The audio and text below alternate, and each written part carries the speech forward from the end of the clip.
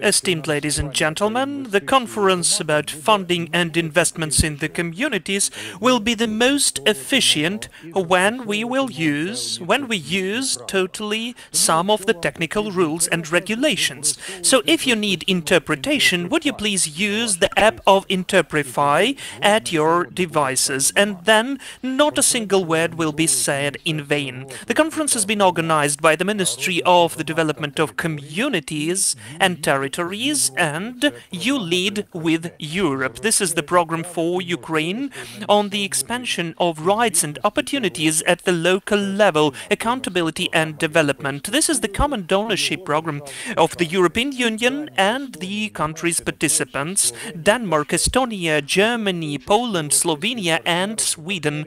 But the participants of the European partners is not limited by those countries. You Lead with Europe is helping the government of Ukraine to provide the multi-level governance, transparent, accountable, and the one which responds the needs of the society, not only of the government, but of the society, the citizens, which have to get some use from this program and benefits. Since 2017, You Lead is helping Ukraine in the process of administrative reform, which is not finalized but is in its highlight, and this will be definitely mentioned today. But one of the most important tasks is to help and to involve the potential of the investments of the municipalities of Ukraine, providing territorial communities better access to the available sources of funding in the country and abroad, of these private and public ones, and this task has at least two parts.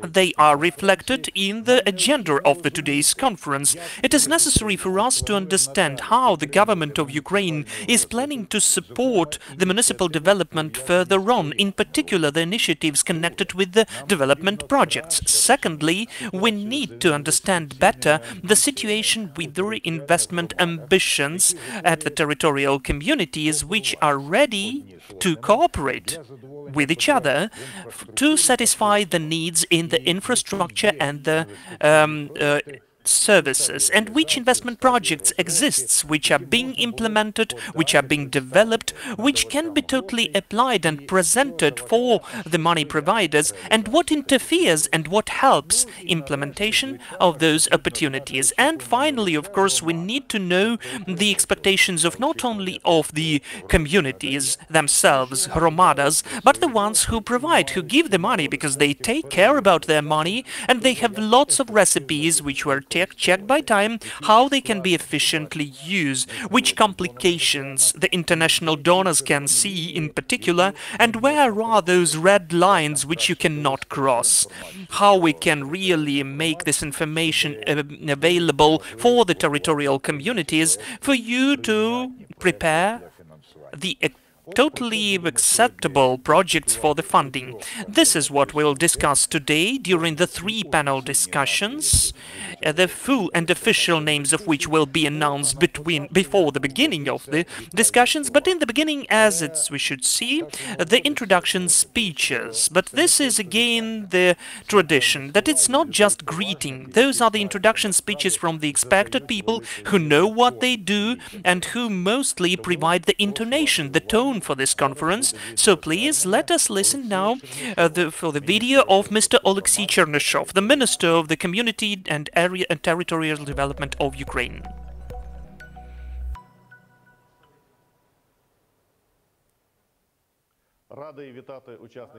I'm happy to welcome the participants of today's event. It's such a pity that I cannot physically be present with you, so I'm joining you virtually. And first of all, I'd like to thank You Lead with Europe program for the strengthening of the capabilities of the government of Ukraine, communities and local authorities in the sphere of decentralization and regional development.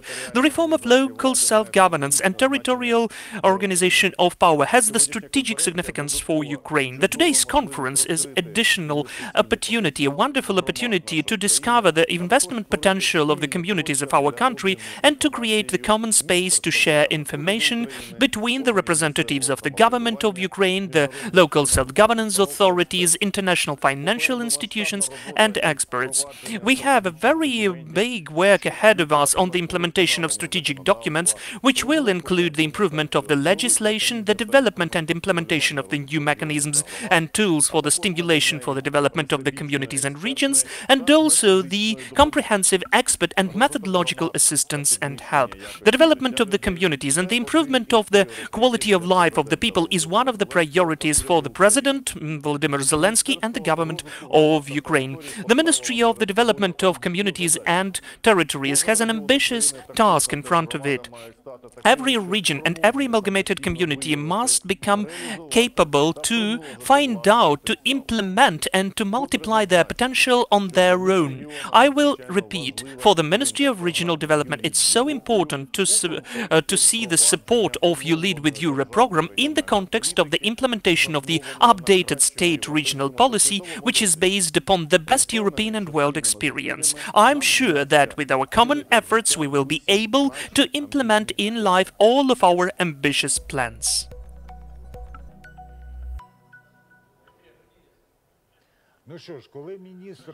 So, when the minister is speaking about our ambitious plans, of course he's speaking not only about the Ukrainian side, he's also speaking about the international efforts which can also help us and support, which are discussed, which are implemented, which are thoroughly developed, and this is the big role of the European Union, as we've mentioned already, of it some of the authorities and some of the countries participants. I will remind you that in the program of You Lead with Europe, the direct participants is of Denmark, Estonia, Germany, Poland, Slovenia and Sweden, and if you look now, if you are shown at the symbols, which mean the participants here of separate countries and all the others, you will have a certain understanding how broad this thing is. Coming back to the issue of administrative reform and the reform of decentralization, which is now in its highlight, I would remind you that the decrease, the reduction of the numbers of the authorities of local self-governments from 11,000 to a bit less than 1,469, and the expansion of the regions, and again the figures are very demonstrative, 490 before and 136 now is the outcome which really is impressing. But the highlight means that still it's not the end. Moreover, when someone says that the reform of decentralization is over, it would mean only that this is the end of its one more stage and there will be something new which is necessary after that. So, now we are discussing that whether we should have the district level at all of the administrative system in Ukraine.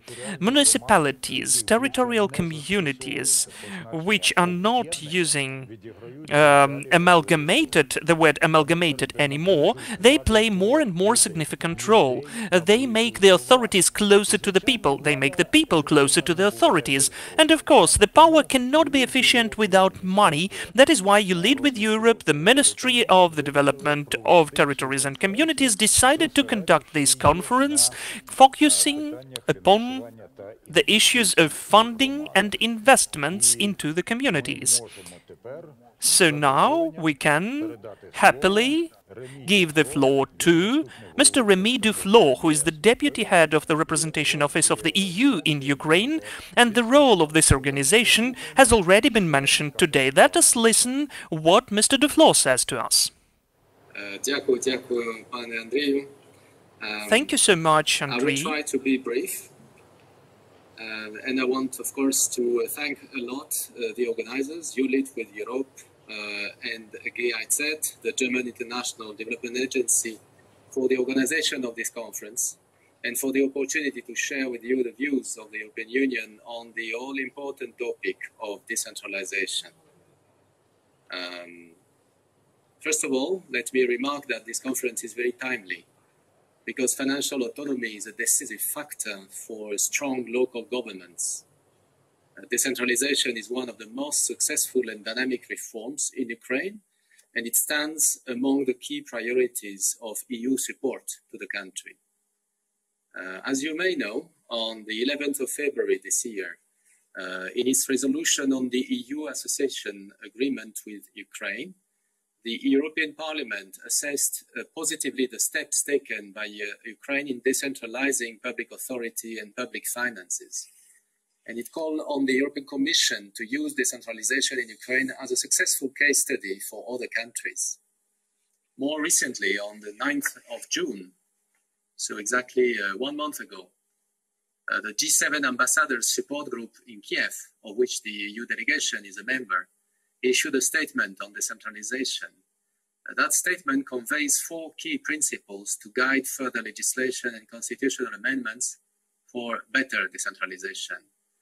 Let me list them. The first one is a clear division of competencies between the central and local levels.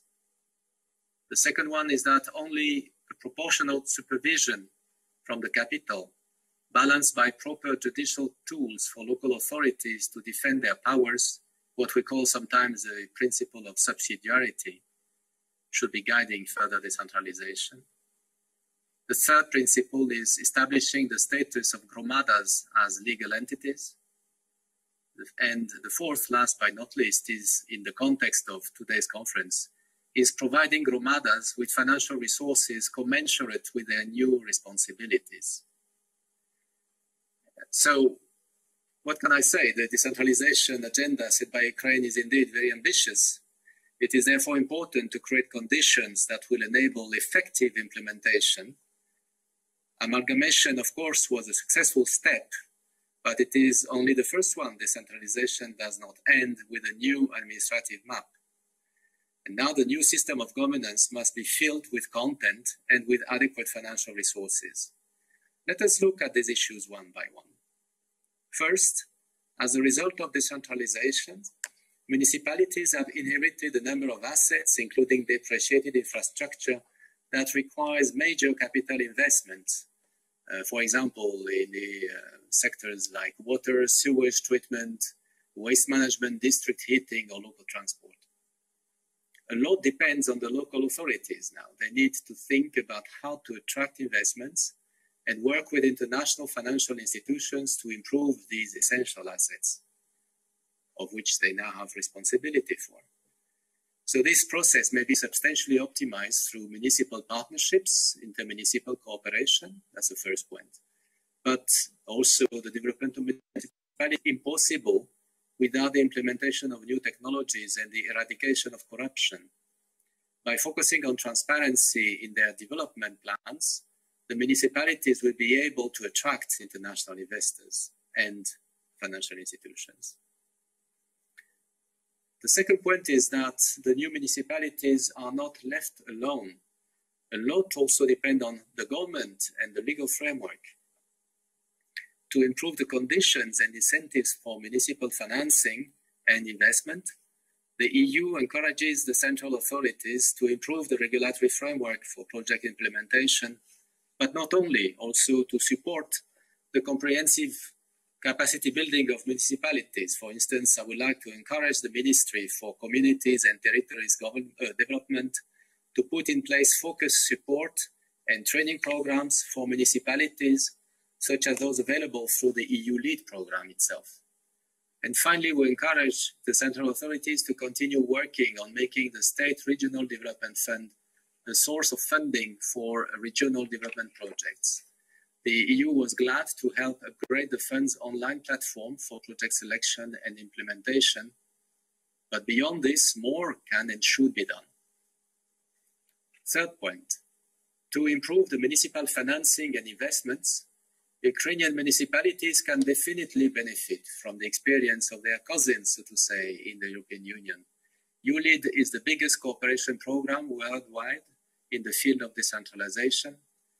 In the ULEAD framework, the EU has teamed up with Germany, Sweden, Poland, Denmark, Estonia, and Slovenia to support decentralization and e-governance. In other words, here again, gromadas are not alone.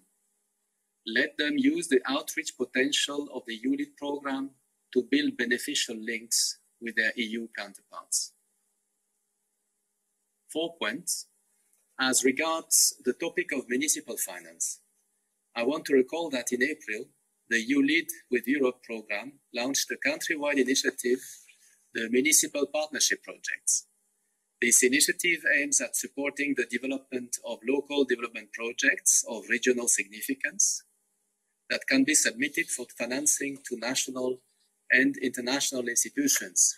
I'm particularly happy to note the great interest on the side of local communities to this initiative. Let me share a few facts. More than 600 municipalities have participated in the info sessions organized within that initiative. 350 municipalities from all the regions of Ukraine have submitted applications for 195 development projects. They cover such diverse topics as economic development and employment, community infrastructure, spatial planning, human capital, mobility and transport infrastructure, regional disparities, and the development of rural areas. And finally, I can say that the average amount of these applications is about 1,350,000 euros. In total, they amount to 265 million euros. It gives us an idea of the actual needs. As of November 2021, the ULEAD program will start working with up to 30 municipalities on implementing these projects. Such investment projects are often long overdue, and their implementation will surely boost the local and regional development and contribute to the national growth overall. Fifth point, I would like to stress the crucial role of municipalities in other flagship reforms, such as energy efficiency. The instrument created for the residential sector, the Energy Efficiency Fund, is co-funded by the government of Ukraine, the EU, and Germany. It provides technical and financial support to Ukrainian homeowners for the energy efficient renovation of their buildings. In that scheme, municipalities are those that help mobilize the homeowners, encourage them to create OSBBs, the homeowners associations, and provide additional support for renovation of multi-story buildings. In return, the municipalities receive new jobs, collect additional taxes at the local level, which is important in the current post-crisis context. At the same time, they can benefit from direct support via the Eastern European Energy Efficiency and Environment Partnership Fund, the E5P, as it is sometimes called, for instance, for upgrading their district heating systems. Moreover, before the end of this year, all Ukraine cities will have access to low-interest European Investment Bank loans to increase energy efficiency in public buildings. And finally, our project supporting decentralization in Ukraine, implemented by the OECD, the Organization for Economic Cooperation and Development, will identify the success factors for effective decentralization and collect the best practices that should be replicated to improve local investment capacities and boost local economic development. So we're looking forward to sharing these useful findings with you. Ladies and gentlemen, today's conference is a great opportunity for all of us stakeholders from Ukraine and from the European Union to jointly discuss issues of municipal financing and investment. Let's look forward, therefore, to practical solutions, and let's continue to move forward together. I wish you a fruitful discussion today. Thank you very much. Thank you very much, Mr. Duflo. You have already joined and started our productive discussion today, so thank you very much, because what Remy Duflo has said has been including the very close targeting to the great result that have to be very important and have to be the most important aim in our work.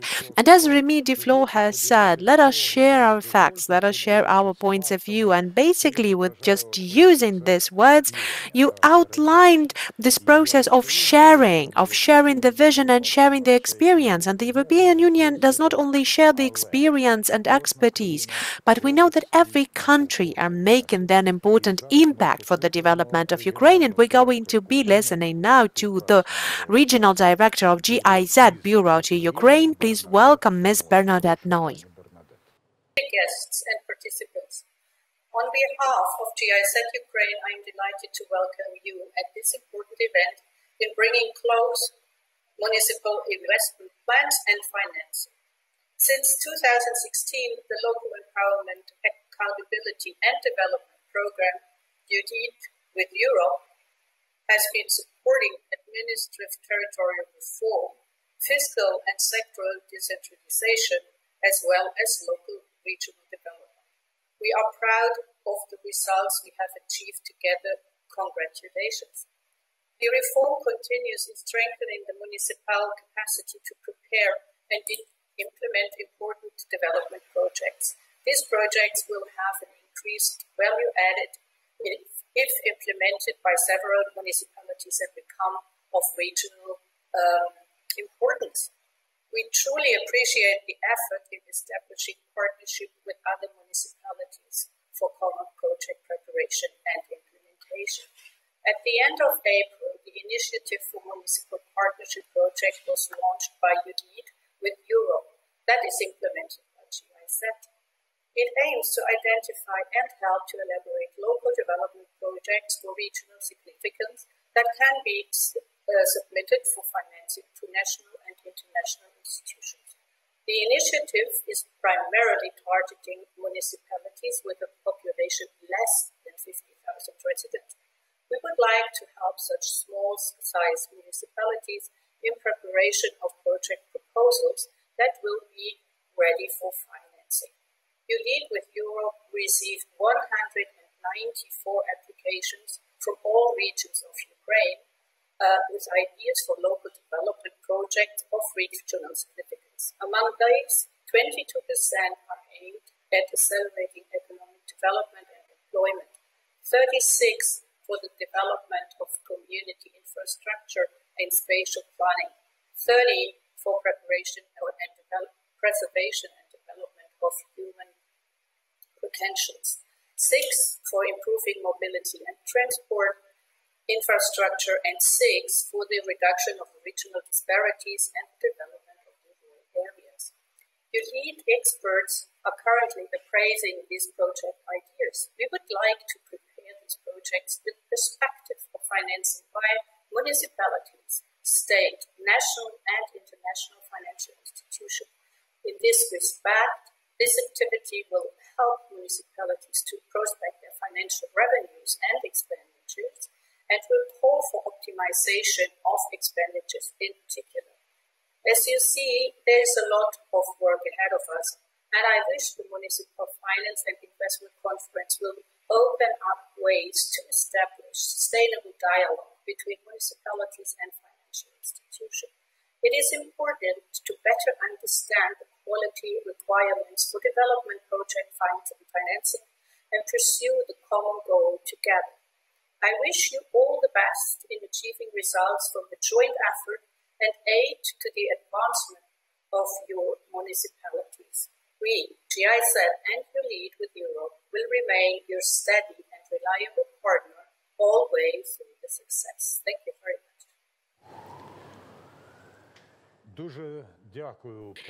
Thank you very much, Noy. Thank you very much, Ms. Bernadette Noy, the Regional Director of GIZ of Bureau in Ukraine. They said they were proud with our joint efforts and joint successes, and I do believe that, having that said, our conference is going to be yet another good achievement for all of our great achievements and successes. And Ms. Bernadette Noy has mentioned multiple figures that also outline the overall scope of the collaborations, and among those participants, projects made, there's all just the illustration to the life story, to the real story. We're learning how to learn from one another, and we know that, once again, we would like to remind you, if you will need the interpretation, please make sure that you're going to upload the Interprefy app on your devices. Please take a look at your emails or in the chat just to make sure you know all of the right explanations for you.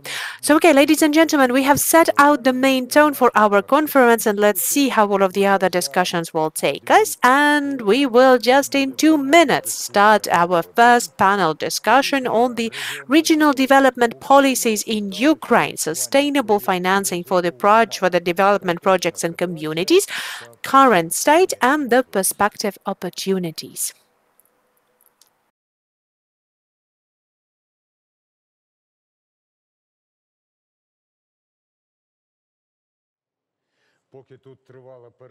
So while we had a short break and we were trying to get seated, so I've also had a couple of words with Alexandras Antonovs from Lithuania, from Latvia, and basically he said, like, I don't know how we cannot see the audience, like you do not know what kind of response they will have, but understanding no. So Alexandras Antonovs, I would like to say that I do believe that the audience are very interested into listening to you, and I hope that we'll be able to feel this response as well. And just would like to remind all of you, in order to understand each other best, please use Interprefy in your devices.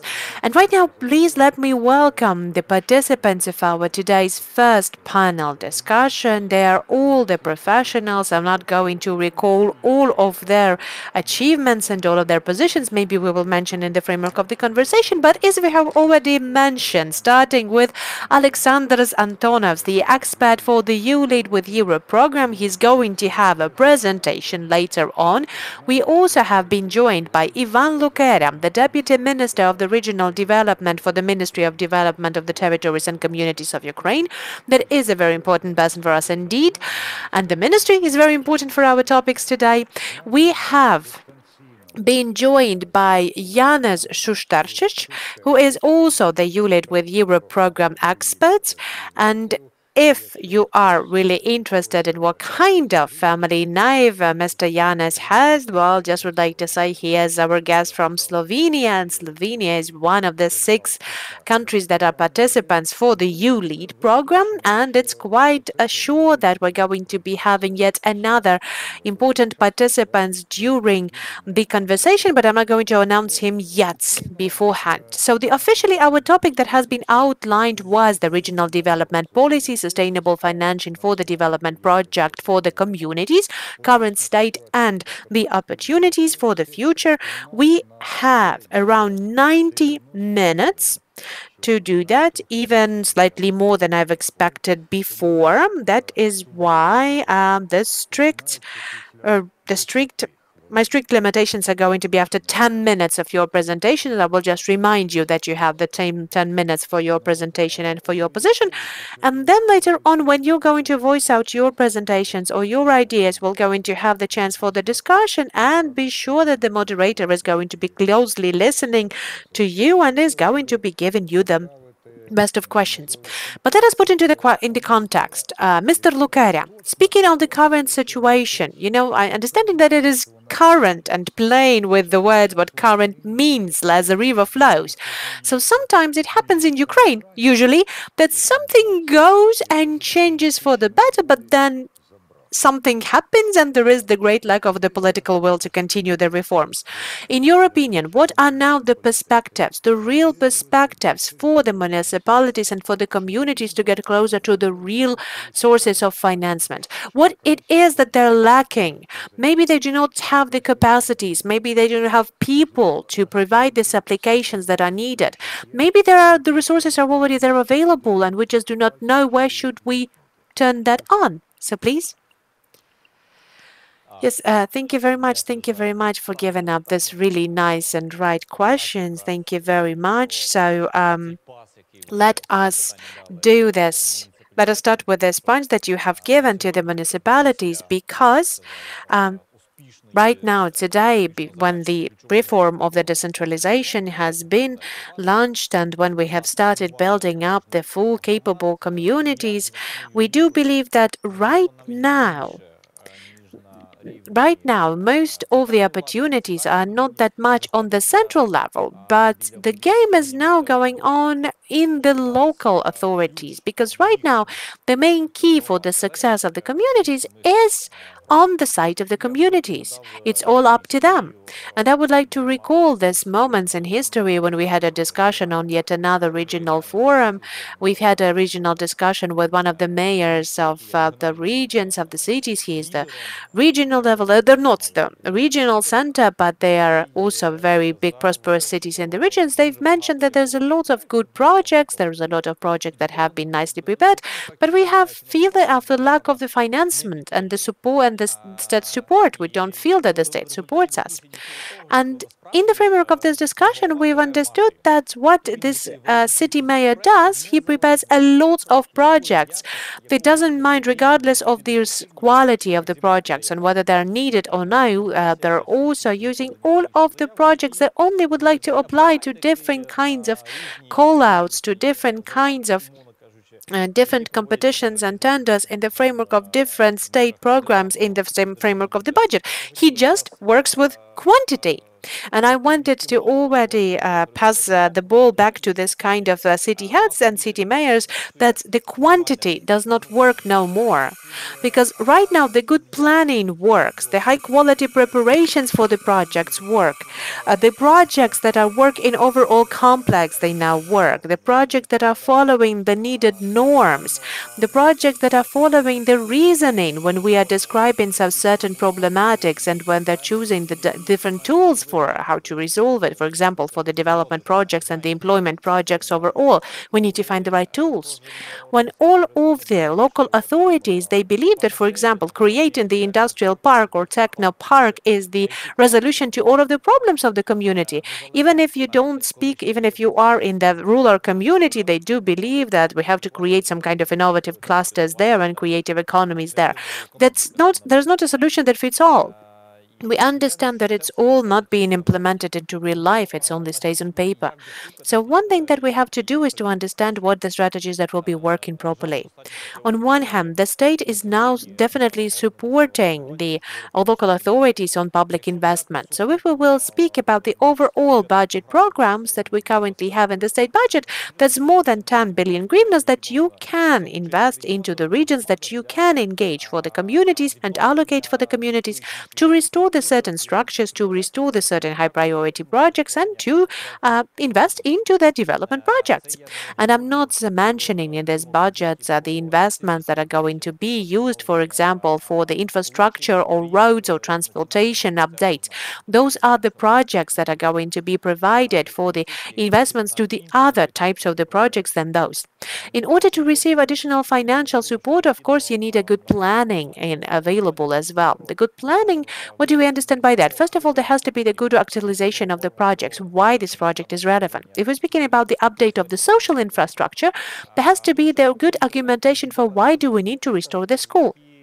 Sometimes we have some projects being applied from the regions or for the municipalities where the question rises, do we need this harsh investment in this amount based on the results that we have and statistics that we have on the school, based on how many children we have who are studying there, and understanding the overall limited number of the resources that we have in both effective planning of the public money and spendings of the public money.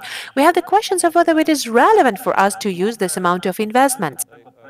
Secondly, as for the development projects, rather often the communities don't have the answer for the question, what are our points of growth? Which spheres we need to prepare our projects in, not just the ones which just emerged because we have the deadline of the project application, but whether we have some strategic response, which projects we have to implement to achieve certain aim. So from our side as the ministry, the answer should be in some document, and this is the document which is the strategy, in fact. So this is the link which we are implementing since this year between the public funds which are invested into the communities in the regions and the answers on the question what our community is about, where it is developing to, and what our region is about. We are connecting the public funds and the strategic documents. If you don't have it in the strategy, you will never prepare an application, a project application. So we have the three-level system of planning, the state level of strategy, where strategically we defined what's the approach of investment into the regions, and the projects and all the rest should be in the strategies of the regions. That is why we emphasize that each region should have its comprehensible, precise and specific strategy of regional development with the projects, and each community must have its own strategy for the next 7 years, where they will definitely define the points of growth, the potential of the community, and some of the projects which will help this potential to be achieved, implemented and multiplied. This is the second approach to develop a strategy. Well, how to get the funds? To develop a strategy, to define the projects, and then according to those priorities you can apply for public funding. As for the projects, as I would say, of capital construction and capital restoration of social infrastructure, I will emphasize on that as well, because for the local self-governance authorities, they still have the understanding that the money can be attracted only into the capital construction in the project. So here they are mistaken as for the development of project and design documentation. Our approach is the following. Besides the links to the strategy, first of all, our strategic goal for the next 3 years is to restore the main spheres, to renovate the main spheres of social infrastructure, basing upon and considering the capabilities of the networks, that is, to restore the hub schools, to provide the places, the vacancies in the kindergartens where it's critically important, for instance, the kindergartens of bigger cities, the primary line of healthcare, because we are creating this year 200 inpatient buildings all over the country, to restore the regional healthcare institutions, first of all children's and for grown-ups as well, hub institutions of region clinics, first of all emergency clinics, first of all provisions of the primary help in case of emergency, and all of that needs planning. So according to our plan, during the next 3 years, we should restore those critical objects of social infrastructure who will provide every single citizen, in spite of where they live, with a convenient and high-quality service. Well, Ivan, could you be short answering the question, why 3 years? Is it connected with some other period of time? It is linked to the restricted and limited financial resource in the state budget of Ukraine. Of course, we would like to make it during this year, of course, and to invest as much as possible, but because of the social infrastructure, we have some limited resource which is invested into such objects. But every object has to be compliant to the criteria of accessibility. For instance, SNAP, that is CASP, at least 25 minutes of your trip to the next center of administrative services provision. If this is, for instance, the emergency, this should be 10 or 15 minutes. And the first case should be the voluntary fire squad, which is in the community.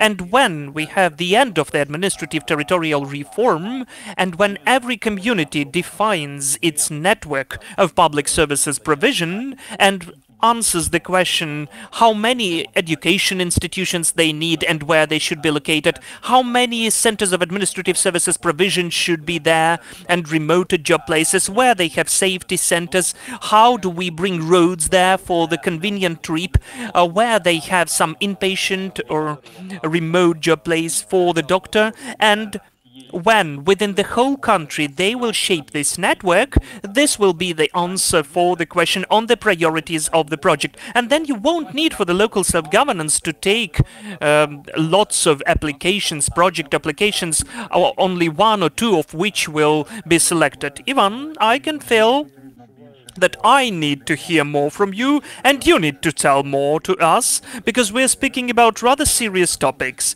But I told you 10 minutes, so now I will be very cunning. 10 minutes are over, so now I will implement a new topic. I heard some of the discrepancies, honestly speaking, in what you said. For instance, you said the ball is on their court, but now you say, I want to get back the little ball. So do we always say the same definitions? Do we properly perceive it, in fact? Because this, when we say the remote settlement, what does it mean? It may be remote for us, but for those who live there, this is the closest settlement, is not remote at all. This is the center of their existence. So what are the precise and specific plans of the Ministry of the Development of Communities and Territories in the process of this regional and territorial development? What specific help you can provide?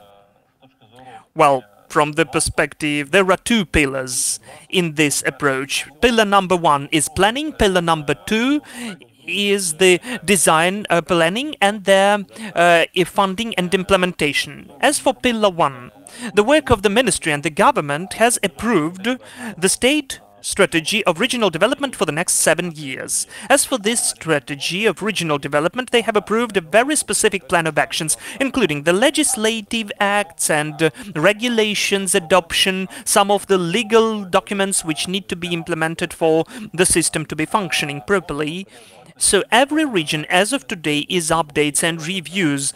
Some of them have done this home task. They've approved the strategy of regional development of each region.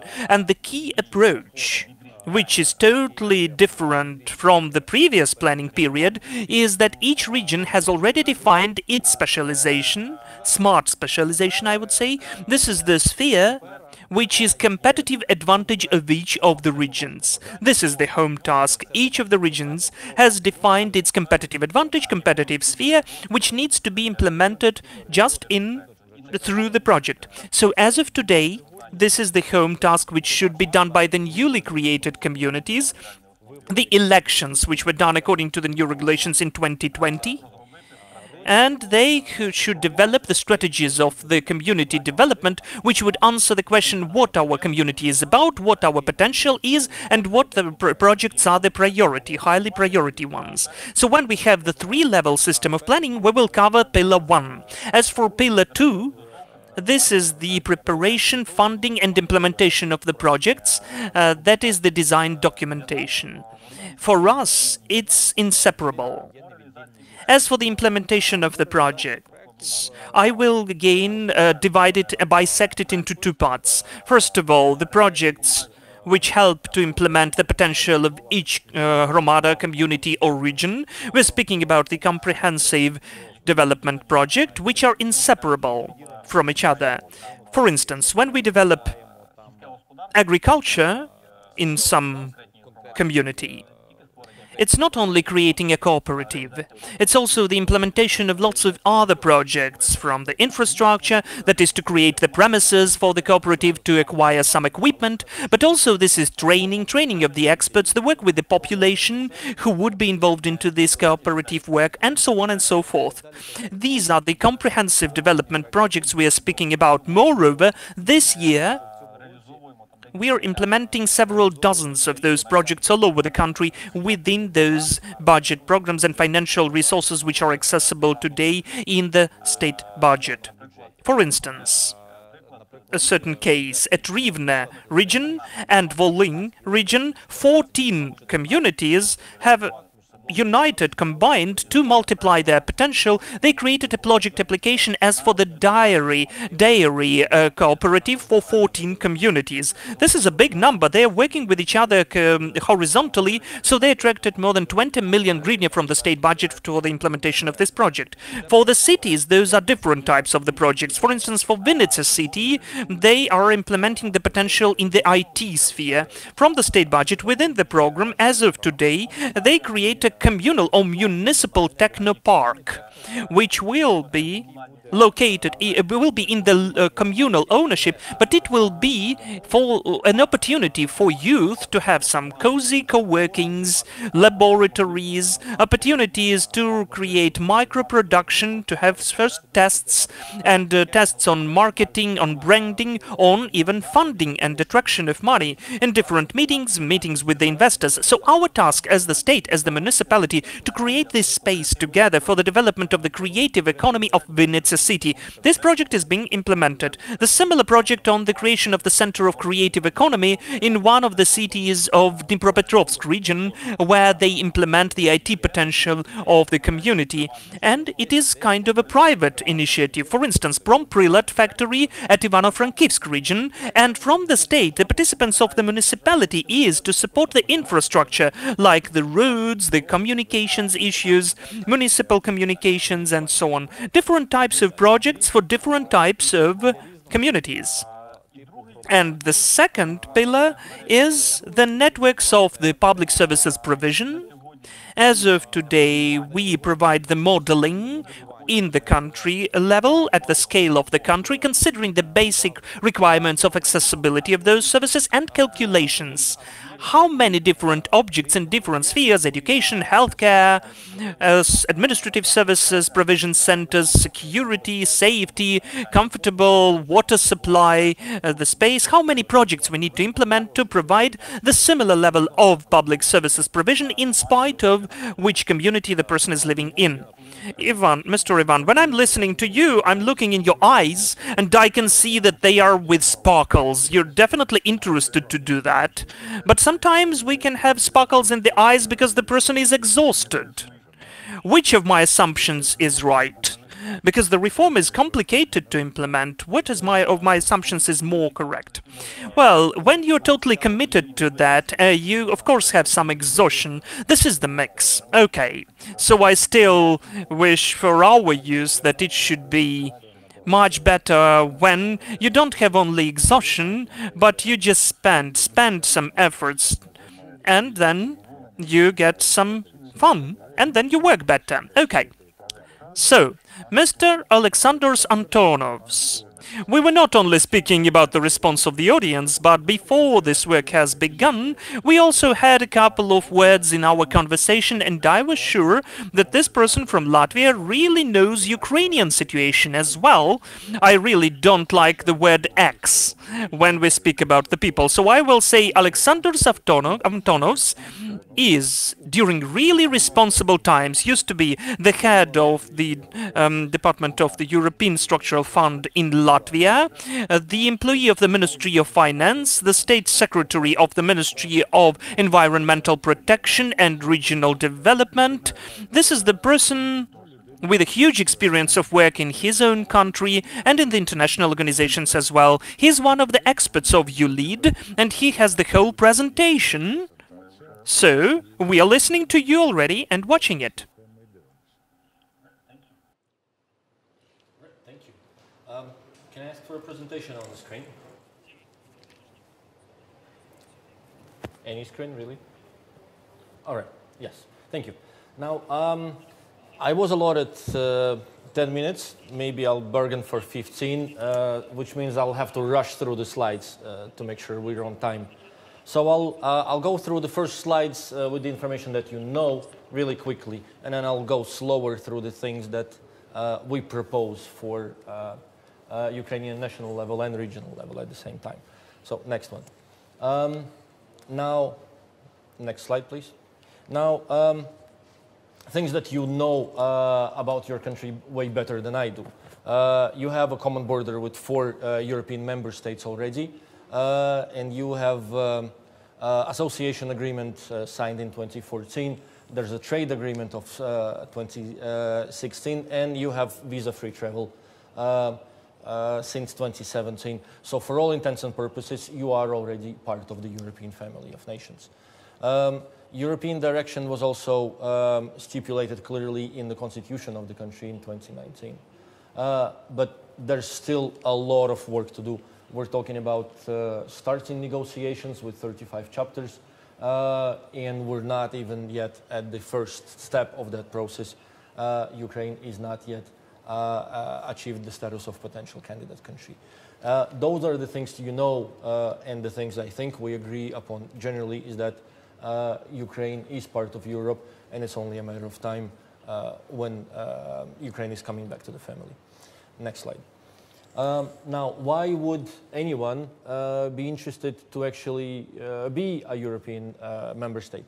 Now, there's a political bloc and there's an economic bloc, of course. Now, first, in terms of political development, we're talking about stability of political system and legal stability. All of those things need to be achieved before a member state, a country becomes a member state. So there's a thorough and very difficult and quite frankly exhausting exam on the doors. Now, transparency and the rule of law are the other sort of set of criteria to be eligible to become a member state, and all of that is going to be requiring quite a lot of work and quite a lot of negotiation with the European Union. Now, the economic bloc is composed of the two items on my slide, 440 million person unified common European market, which by some measures is the largest single market in the world, if not by persons, at least by the economic side. So that's, can we go back please on the slide? Now, the other thing, being the graduate of the Ministry of Finance of 12 years, is the amount of money available from European structural and investment funds. We're talking about 90 billion euro annually. That's billion with a B. That's a lot of money, and that's a carrot enough for some potential candidate countries to be interested in joining. But only the best European member states actually made successful use of those funding. Only the best of those actually managed to modernize their economy and transfer the infrastructure to make sure that there's an actual economic growth arising from those European funds available. Now, what are the funds that I'm talking about? Now, we're talking about 5 ESIFs, 5 European Structural and Investment Funds. That's European Fund of Regional Development, which is funding mostly to business development and local and regional infrastructure. Most of that is originated from the SMEs or municipalities. European Social Fund is dealing with employment, training, and social inclusion. So something that in slang we call soft measures.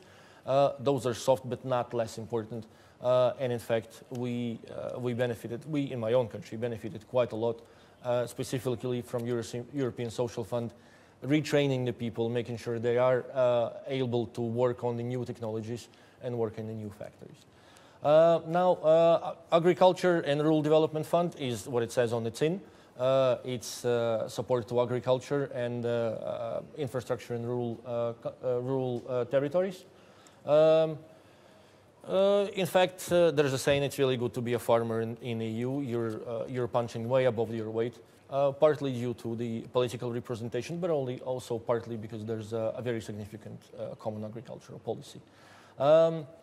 Fisheries and Maritime Fund may not be financially as significant, but that is specifically targeting fisheries and maritime dependent territories, both with the promotion and modernization of fisheries and maritime work, but also differentiation, trying to move away from dependence on the fisheries economy. And finally, Cohesion Fund, arguably the largest one, fund for transport, energy, and environmental infrastructure on large scale. We're talking cross-regional, national level, in some cases even cross-national projects, like, for example, Rail Baltica, connecting all the way from Finland through Russia, through the 3 Baltic states, all the way to Poland, the largest project in my country in the current few years. There's a lot of other funds which are sort of ad hoc sources or smaller financing sources, but still a very important source of financing. Just Transition Fund for transition to energy efficiency and CO2 independent economy.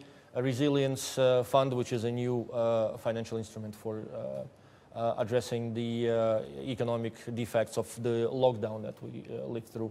And of course, Trans-European Transport Network and Trans-European Energy Network, also very important sources of financing. Now, next one.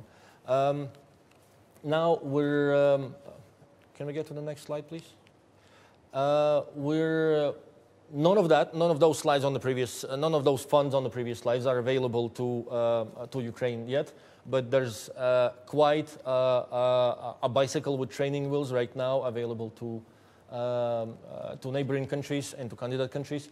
So we're talking about European Neighborhood Instrument, which is funding available to the countries on the border with European Union. There's an investment platform for neighboring countries, which is trying to collect all the development funding, trying to help the neighboring countries coordinate the funding. There's a European Investment Bank and European Bank for Reconstruction and Development. EBRD is in London, and it's easy to forget that it's actually a European institution. So these two have complementary mandates working together to provide loan financing and financial instruments for economic development of the European countries and also, of course, the neighboring countries that we're talking about here. There's an overall policy of neighborhood addressing the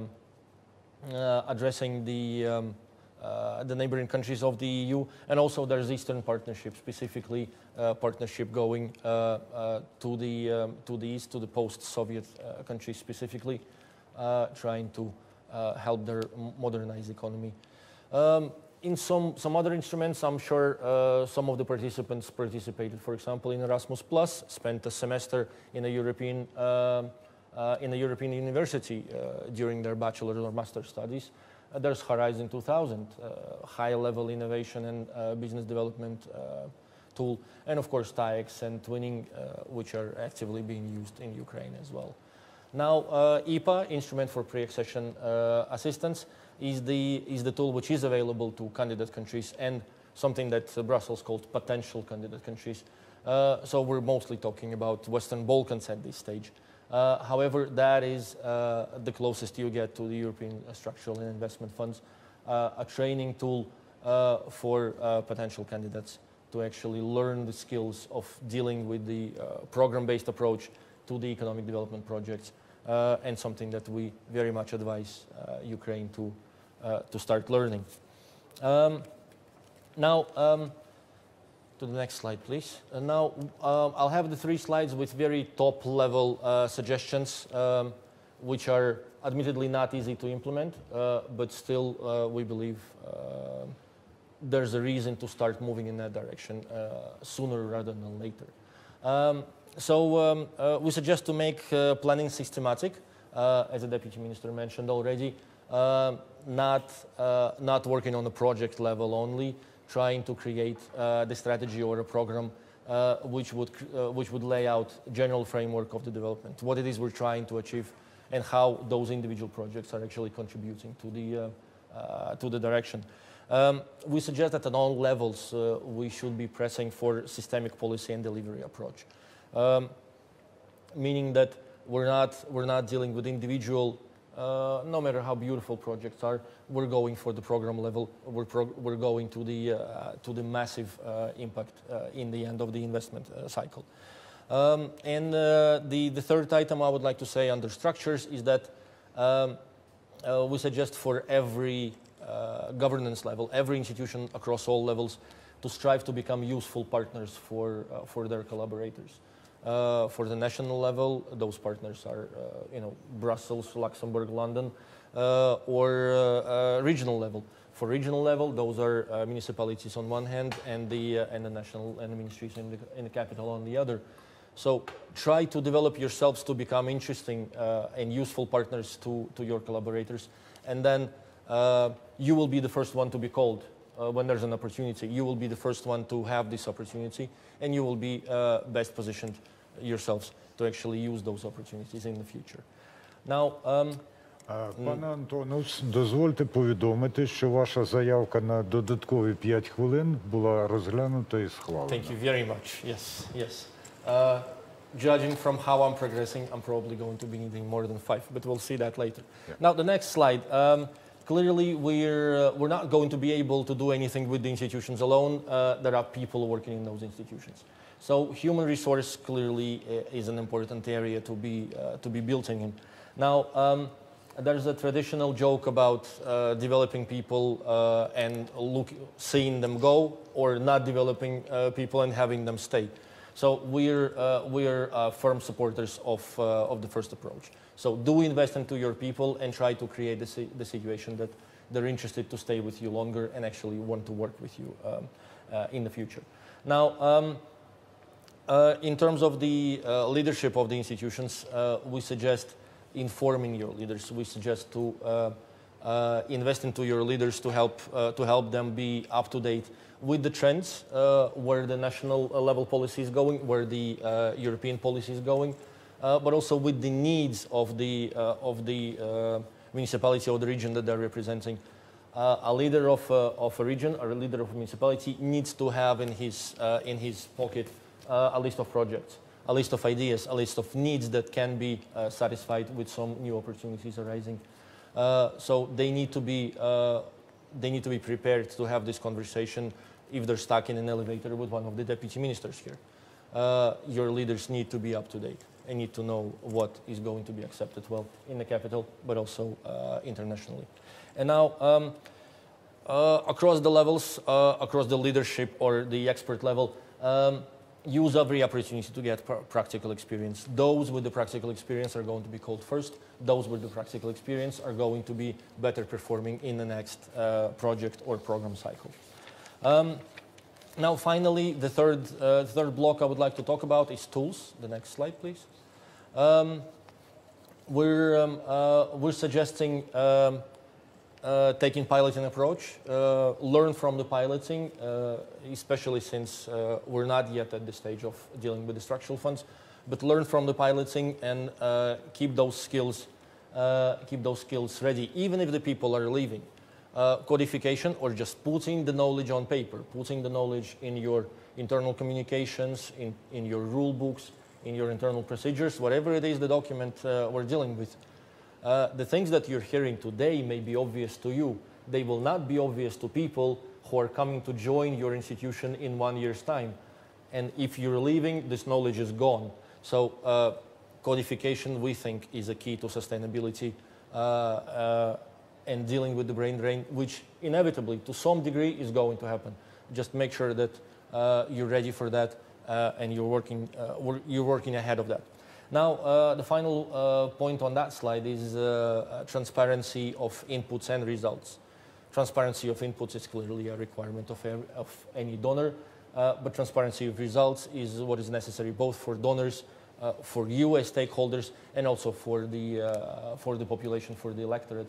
People need to know what it is we're doing. People need to know what successes we're achieving, so that they are interested to participate in the next cycle, to come to the elections, to come and participate in NGOs, to come and work for municipalities, regions, and ministries. People need to see what it is that we're achieving and what benefits are coming from all the work that we're doing. Now, those three blocks were very top-level proposals. Now, I would suggest to go into things that can be done immediately, more or less starting tomorrow. So, on the next slide, a very general introduction. Why tomorrow and not today? Well, not today. Well, it's already afternoon and we still didn't have lunch. All right. Now, the ministries, even though they are holding the funding and they are holding the policy definition, they can only do so much with the formulation of the policy. They need to rely on reaction of regions and municipalities, reacting to their proposals, reacting to the opportunities laid out in the form of new policy initiatives. And of course, the municipalities themselves need to have the initiative, need to be active in coming up with their project ideas, explaining needs to the ministries, and coming with the qualitative project proposals. Not just good ideas, but also well-developed qualitative project proposals. In the next slide, a couple of things on from the top down.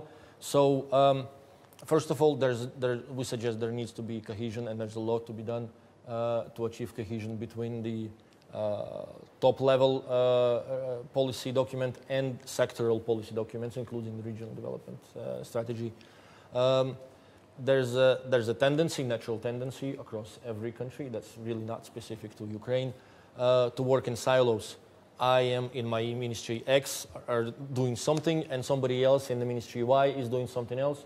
We sometimes meet in the government meetings, but sometimes we never even talk. So cohesion between the planning documents, making sure that the capital is sending the same signal through all of its policies to the level of Hromadas and the level of regions. Now, smart statement of goals, but also objectives and tasks. So let's be specific in what it is we're proposing, and then it's easier for Hromadas to be specific with their reaction. Strong planning and programming on the one side, but also realistic project formulation on the other.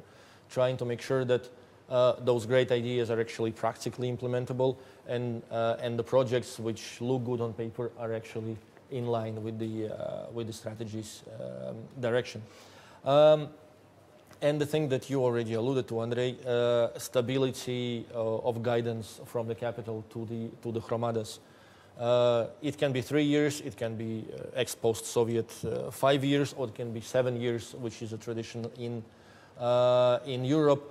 So there needs to be a certain, longer better, period of stability for Hromada to formulate its response to the policy, to come up with good project proposals, to actually go through the technical preparation and be able to implement the projects. So for municipalities to invest in project preparation, they need to know that this opportunity is not only here today, it's only going to be there next year and the year after. They need to have the planning horizon.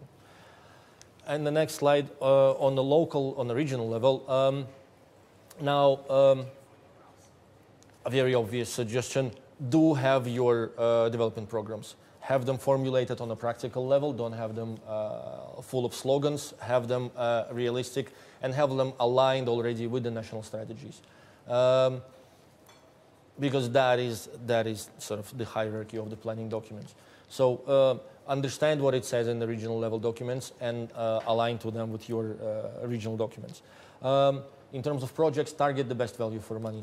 Best value for money should be not only something that develops the infrastructure, but also something that has a knock-on effect on the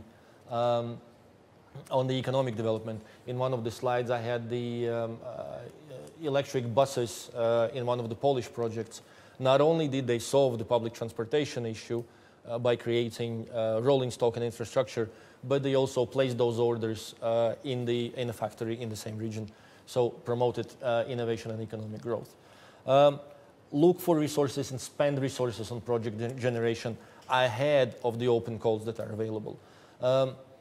When the open call is advertised, it's already too late to start drafting your project application. You need to have a really strong log frame, you need to have a really strong technical documentation, you need to have land rights sorted, all those things before the project call is advertised. That is the way to arrive on time with the project call and with high quality projects. On time is a key word. And that is when I'm finishing my presentation. And thank you for additional time, which I feel was more than 5 minutes. Thank you for that. And that is okay, because everything that Alexandros Antonovs has told us and that he knows from his own experience is going to be very useful for all of us. But having all of that said, and if I may, I will get back to the overall questions of Carrot and Lash. I would like to say that we all need money for that. And I'm really happy that we have been joined finally by Denis Ulyutin, the first deputy of Minister of Finances of Ukraine, Ukraine, because in Ukraine we do really like when the public officers, they promise something and they are keeping up to their promises. And Denis has promised us, and he's here with us. So Denis, the social and economical opportunities for the municipalities and for the communities are very limited. For example, yesterday I have been at the all-Ukrainian meeting of the territorial communities, and I have heard how they're coping with finding the finances. It seems like there is money available, but there is some kind of regulation based from 1990 something is preventing the community, for example, to sell the facility that used to be a school and is not going to be used for schooling, but it is treated as the children's object in our legislation, and they cannot sell that. So right now the municipalities, they have the reorganizations, they have completed the amalgamation, and right now they do the inventarization of the municipal property and enterprises. So in your idea, what is going to be the main attention from the municipalities level in order to improve their financial situation, to improve their income, and to decrease their costs, and how your ministry is going to support that? Thank you very much for the question. Well, first of all, I would like to say that maybe the decentralization reform is one of the most successful reforms in Ukrainian history. And I would like to give you a couple of numbers basically with that, because we really like to operate with figures. In this case, I think that will be the amounts of money and the costs.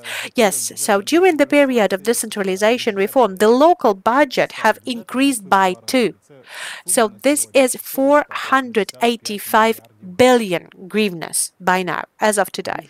Moreover, the income per one resident per capita has increased by 2 as well.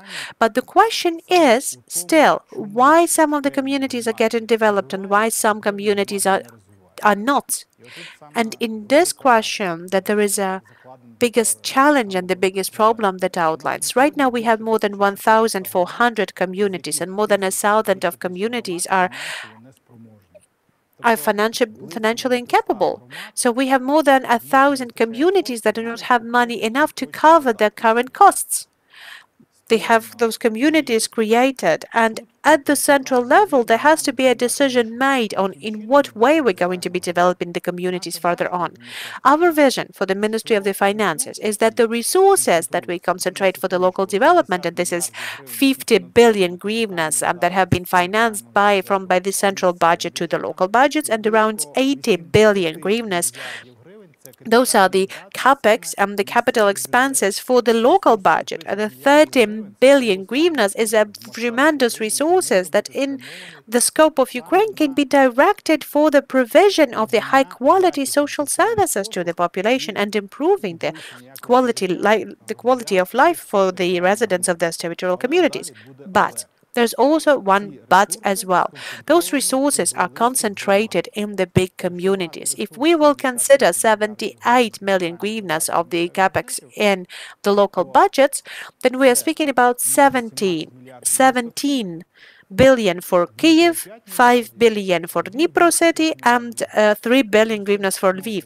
And I would like to outline once again that the small communities where the very same citizens of Ukraine reside as well, they don't have the access to that kind of money resource, and they will never be able to receive those financial resources with only one sole reason. The way we dedicate the resources is dedicated to the equal allocation of resources. And our vision for the Ministry of the Finance is that we have to build the overall national program of regional development that have to be broadened and scaled up for the regional development program as well. But we should only finance those financially incapable territorial communities, so that we will decrease their expenses and expenditures for the support of the outdated infrastructure. For example, either we're speaking about the different kinds of properties that are already do not have their main needs, community and municipal payment for utilities. There has to be some municipal project as well as, for example, waste management, recycle, that will cost some money that we have to direct in the framework of the State Fund of the Regional Development or concentrate all of those resources to resolve some certain issues in the long-term perspective that in the next years to come are going to show us the lack of expenses for those very communities. And if right now we're going to be investing more money to resolve those issues, that in the future it will cause less expenses to what you have said and less losses for the communities. I would like to say that at the central level, since this year, we are already launching the medium-term budget planning. Now we have only planning for 3 years. It's a bit too much for us to have 7 levels. We need 3-year planning at the central stage first. But it would be appropriate to implement the 3-year planning at the level of local budgets as well. And then 30 billion resource will become 390 billion, which we can equally distribute, and then we can define the priorities which are the most painful for the state, for the territories. We can solve them during the first year. In this way we can balance the expenses and give the opportunity. The main task is not only just to implement some projects, you know. It's not about just making something innovative somewhere, but to provide a high-quality social service for each citizen, whatever territorial community he or she is located in.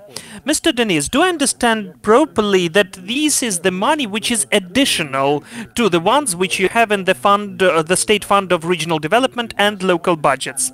The Fund of Regional Development for this year has planned 4.5 billion hryvnia, but altogether capex for the state budget, as for the transfers for the local budgets, is approximately 45. This is the resource which is located.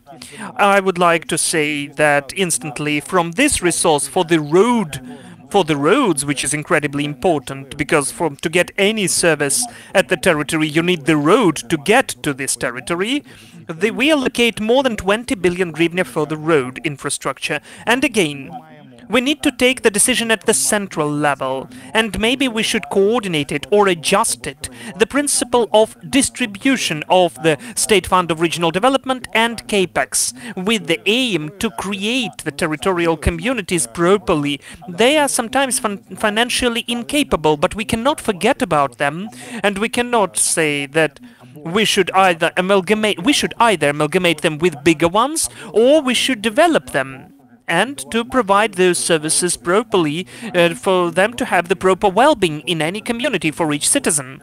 Then there won't be any sense to leave this community, because you will get the service at your community. There won't be the migration or concentration of labor resources in bigger cities. There won't be any disbalance when in the morning you get to the city, in the evening you get out of the city.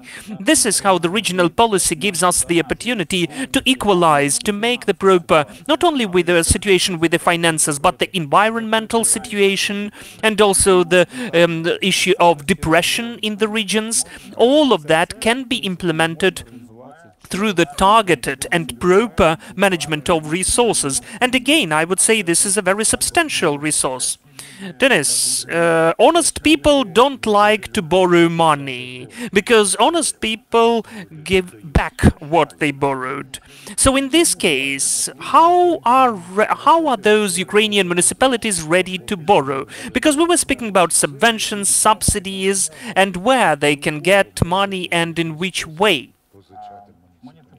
The municipalities, again, as of today, those are the local territorial communities which can allocate or borrow the money, and the central level they are approved, because we need to see and to know that these resources in the future can be really used by this territorial community. So I'd like to drive your attention to the fact that since 2014,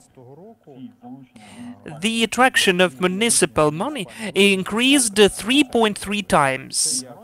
That is like international financial organizations which are providing directly the loans for the municipalities or the communal enterprises to the municipalities, and also the attraction of the state banks. This year it will be approximately 6.9 or 7 billion hryvnia by the plan when we attract the money for the local municipalities. But again, it can be done only by the bigger cities. And again, the bigger cities can Also, as for the capex, they can provide themselves, but smaller territorial communities won't be able to do that, either financially or as for the labor resource. They cannot even prepare the documents or the materials. For instance, how many territorial communities we have with a population which is less than 1.5 thousand? Approximately 100 of communities, right? 179. So if we look at the combining of efforts, can they take a loan together or they can't? No, no, they cannot. Mr. Denis, we were listening how Alexander Santonovs told us how the ministries are living in their silos and wells, and how they need to get the paper, ready paper, when you meet the deputy minister in the elevator. So, are you cooperating? Are you coordinating your work with the Ministry of Territorial Development? And who will show the paper, the document, if you find yourselves with him in the elevator, in the lift? This is the controversial question. We've always cooperating. We have always cooperated with the Ministry of Territorial Development, because the finance cannot deal without the regions. The regions cannot deal without the finances. We will show those papers to each other. But if this paper will be from you both, or from your ministries, or from you personally, where will you go first of all? I mean, the Parliament, Verkhovna Rada, the Cabinet of Ministers, the President, who will help you most of all, and who should, and who will listen to your common opinion? Well, not us, not me and Ivan, because we are deputies, but the ministers who are the members of the Cabinet of Ministries. Okay, I heard it. So the name only of the one authority. Okay, thanks. Then we've listened to Mr. Denis Sultan. As far as I know, you will have to leave soon, right? Well, about 10 minutes to 3, if it is possible. Yes, sure. So now, let us together listen to the fourth participant of our discussion, and then we will express our opinions when we hear each other. Here with us online, we have Mr. Janusz Šušteršič, who is, during the responsible times, used to be the Minister of Finance of Slovenia. Now he is an international expert of ULEAD with Europe, and since 2013, he is organizing technical support for the projects of strategic political level and helps in the preparing of the programs of economic reforms. So this is such a long list of all the successes of Janusz. It's too long. So I will tell you instantly that Janusz will give us the overall view of the reports of funding of regional and local development from the state budget, and then it's obvious, together with us, he will discuss everything which we had enough time to speak about. Please, the floor is yours.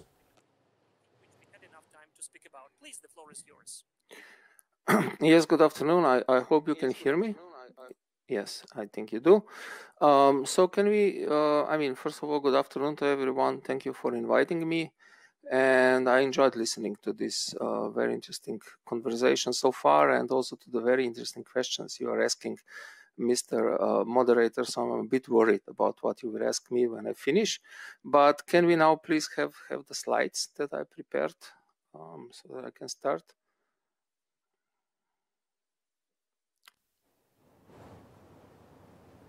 Yes, thank you.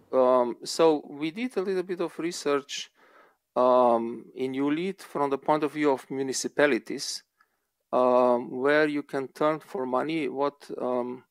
And this is the slide or the chart which shows a part of resources that are available in the budget. And I guess from municipalities, you know most of them. If not all. I will just say briefly that we tried to group them by the purpose, so multi-purpose funding, like the Fund for Regional Development or Socioeconomic Subvention, and then other areas like infrastructure, economic development, social development. There are many funds or programs in the budget, but most of them tend to be small. There are many in the area of social development, but maybe not so much directed at local development in the area of economic development, which is changing, but I think that's still the way to go. We can go to the next slide. Yes, please click once again. Thank you. Yes, there is, and you need to click once again, you know, I mean, thank you. So one thing you could do in Hromadas is really to look at the management of municipal budgets. It was mentioned that I was finance minister. So when I was finance minister, we reduced the expenditures of the state budget by around 5% in 1 year, because we had to. You know, it was a financial crisis. But I'm just saying this to tell you that it can be done, and we listed together with other experts some ideas or proposals. On the expenditure side, there is of course energy efficiency. There is also a program for energy efficiency measures. Then of course use of human resources. That means not employ too many people, and those who you employ make them effective. Operational costs, there's often a lot of slack there. Prioritization, that's for me the most important thing maybe, because as you know, we all have a lot of needs and a lot of ideas, but when you have a limited budget, you simply have to decide what is most important and what can wait maybe for 1 year, 2 years, sometimes few years, and what maybe is not so important that it actually doesn't need to be financed by a public budget. Now, on the revenue side, what we are trying to say is try to develop the local economy that brings revenues. What many municipalities also in my country have used is land management and land development. So that's the asset every municipality has, because it's territorial community. So if it's agricultural land, if it's urban land, but you can invest into upgrading the land if it's meant for building to bring infrastructure, utilities, the lines, the connections, and then you can create value by either selling it, renting it, and so on. And there are some taxes that you know better, where you can set the rates a little bit variably. And one more important thing is, if you try to reduce the informal economy, then of course you will also have more revenues. Now let's go please to the next slide, which is about another source, which is sometimes forgotten, but can be very important. It's the partnership with the private sector. There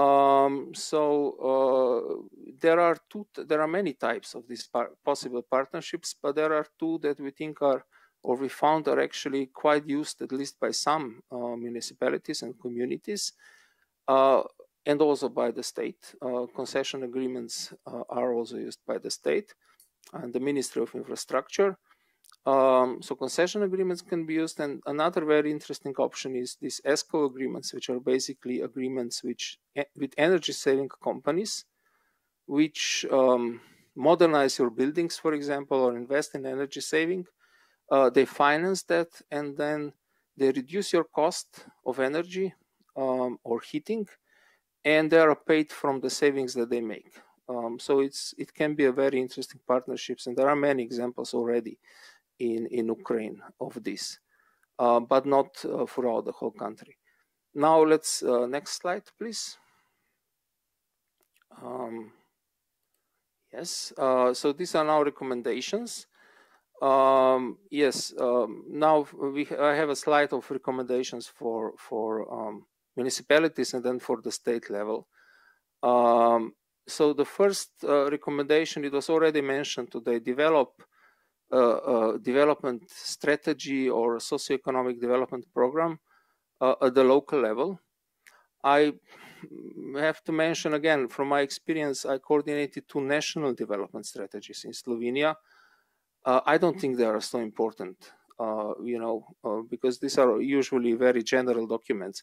But at the local level, it's actually much easier to know your strengths and weaknesses and your resources and your potentials and also the obstacles you need to overcome. So if you identify that very clearly, then in discussion, you don't need big projects to develop strategies, but for discussing with local businesses, local stakeholders, you can actually develop already a good vision of development and put it down on paper as a strategy and then a social development program. Now, you can use also this report then or your own research of the budget to identify what sources you could get from the budget and then actively apply for these sources. Most of them are distributed by calls for proposals.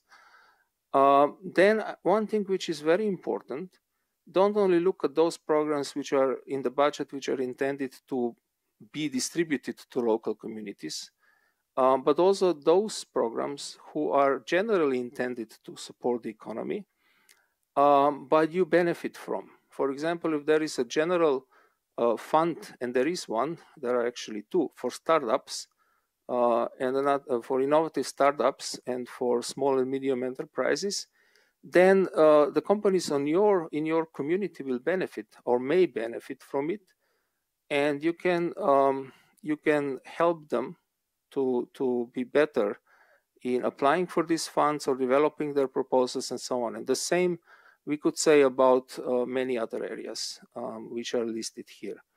Then we also, I already mentioned the efficiency of the budget expenditure and the revenues.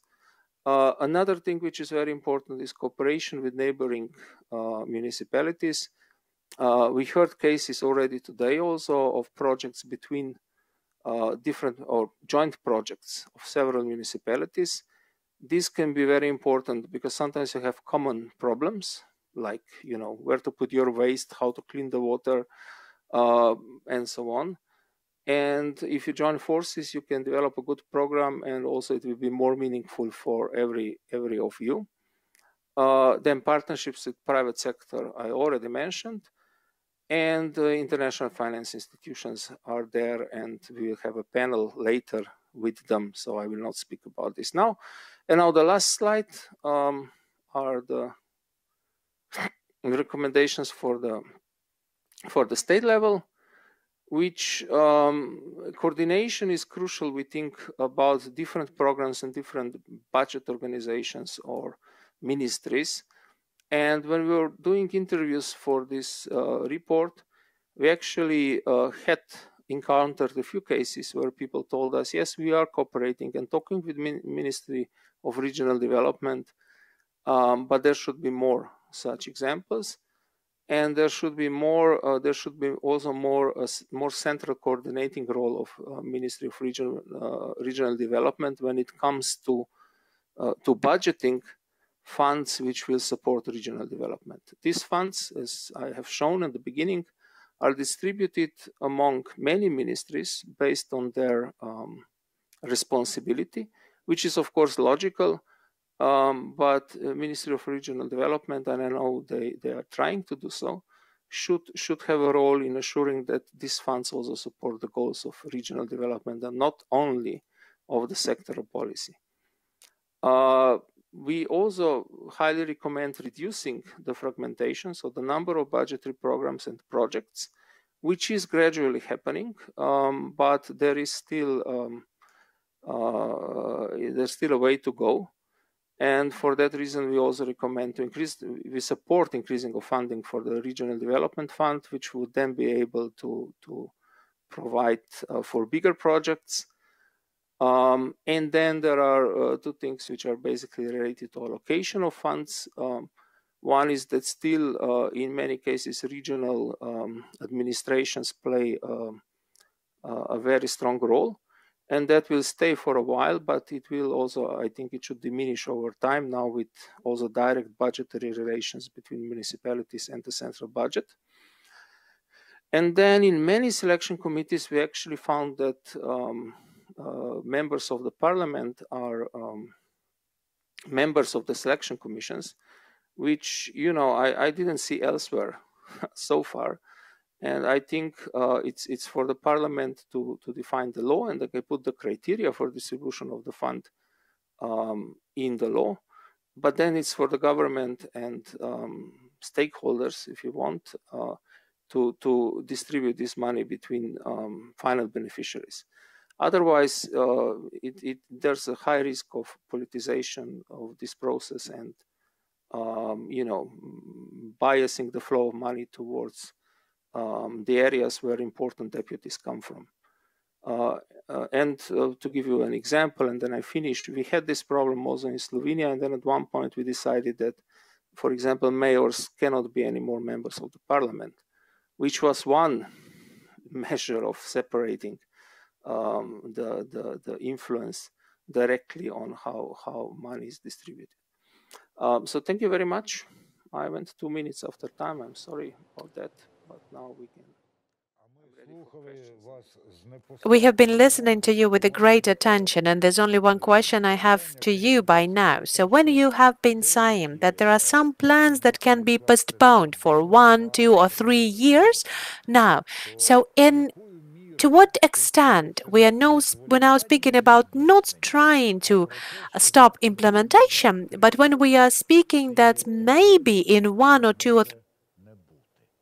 Yes, I mean exactly, but this is what we mean by prioritization. You have to. I mean, there's a million of things which one can do to improve situation in their own municipality or to improve development. And when you talk with people, if you have a meeting, let's say with stakeholders or just general population, you will hear a lot of ideas what the municipality could do or what the government could do always, and then you need to think which of these things, if we really get onto it, will bring most in terms of change, and quickest, and then you do these things first, and then you do other things later. It's better, I think, in my mind, to have 3 good projects and finish them in 2 years than to have 10 projects, also good, but work on all of them and then finish all of them after 10 years, because you're spreading the resources and the efforts too much. So focus on what you think today is most important and can bring the most benefit quickly, but have a list already of the things that you will look at later. That's why you have a strategy for longer period, but not everything should start at the same time. And we often do this mistake. That's very important for what you've said and what Mr. Antonov said and other participants of our discussion, that we have to prefer quality, not quantity. And using this opportunity, while we still have Mr. Uludin with us, and we keep in mind that you will have to leave us soon, I would like to ask you to evaluate what you have now heard as the recommendations that have been voiced out by Janez Šusteršič. So whether the Ministry of Finance is ready to participate, if not today but tomorrow, and what can we postpone in your attentive to listening to the presentations and to the speeches that have been voiced out. I would like to say that a lot of the recommendations we have already considered were starting for the project-wise prioritization and introducing the new collaboration forms, like starting, for example, the public-private partnership or concessions when we are working especially in the infrastructure projects. But what I wanted to say as well, that the Ministry of Finance were ready for the implementations of different projects, but it's not that the Ministry of Finance that creates this framework of what has to be in high priority and what has to be postponed next. So based on our position, the Ministry of the Finance, we can only plan for the expenses that we can provide you with. For us, not just like the Ministry of the Finance, but for us as the executives and the experts in the economy of the country, what our economy can allow you to do for. So right now, if we believe that there is a acute question of environment, then we have to try to resolve it this year. It's not like the problem that we can just postpone it and the problem will cease to be. No, we'll lose the people who are currently living on the territories with, for example, environmental problems. The very same thing we can say about the development of the territorial communities. It will not start doing that this year already or next year.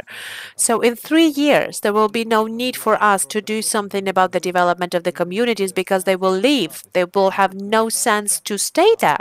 The young people, they will not stay in the territorial communities, and the seniors, they will not live up to the moment when we'll resolve those problems. So the framework of the priority has to be provided to us by the regional development strategy. But it has to be allocated not only and has to be coherent not only to desire to close all of the problems in a year or two, but it has to be coherent to the available financial resources as well. We have an overall expenses for the state budget around 1.5 billion hryvnias. We have 470 billion that are the expenses of the local budget. Though most of these expenses, they're not capex. Those are the current needs, the social needs, the healthcare. So we have to allocate the resources available for us. They have to be allocated efficiently. And we have to allocate that to those projects and objects that will give us the best benefits and achievements in the recent years. The energy efficiency programs, the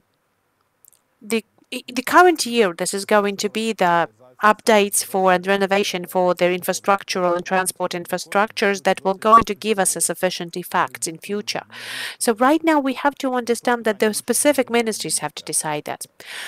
Okay, thank you. Question to all of the participants of our discussions, and I've already said we'll get back to the problem of the carrot and the leash. So Mr. Antonovs has already given us an outline where do we have the carrot for the communities and where do we have the leech for the communities. You've said that there are incapable communities. Can we incentivize them with some way? So or they will go to the situation when we have seen that they're incapable for 1, 2, or 3 or 4 years, close them down.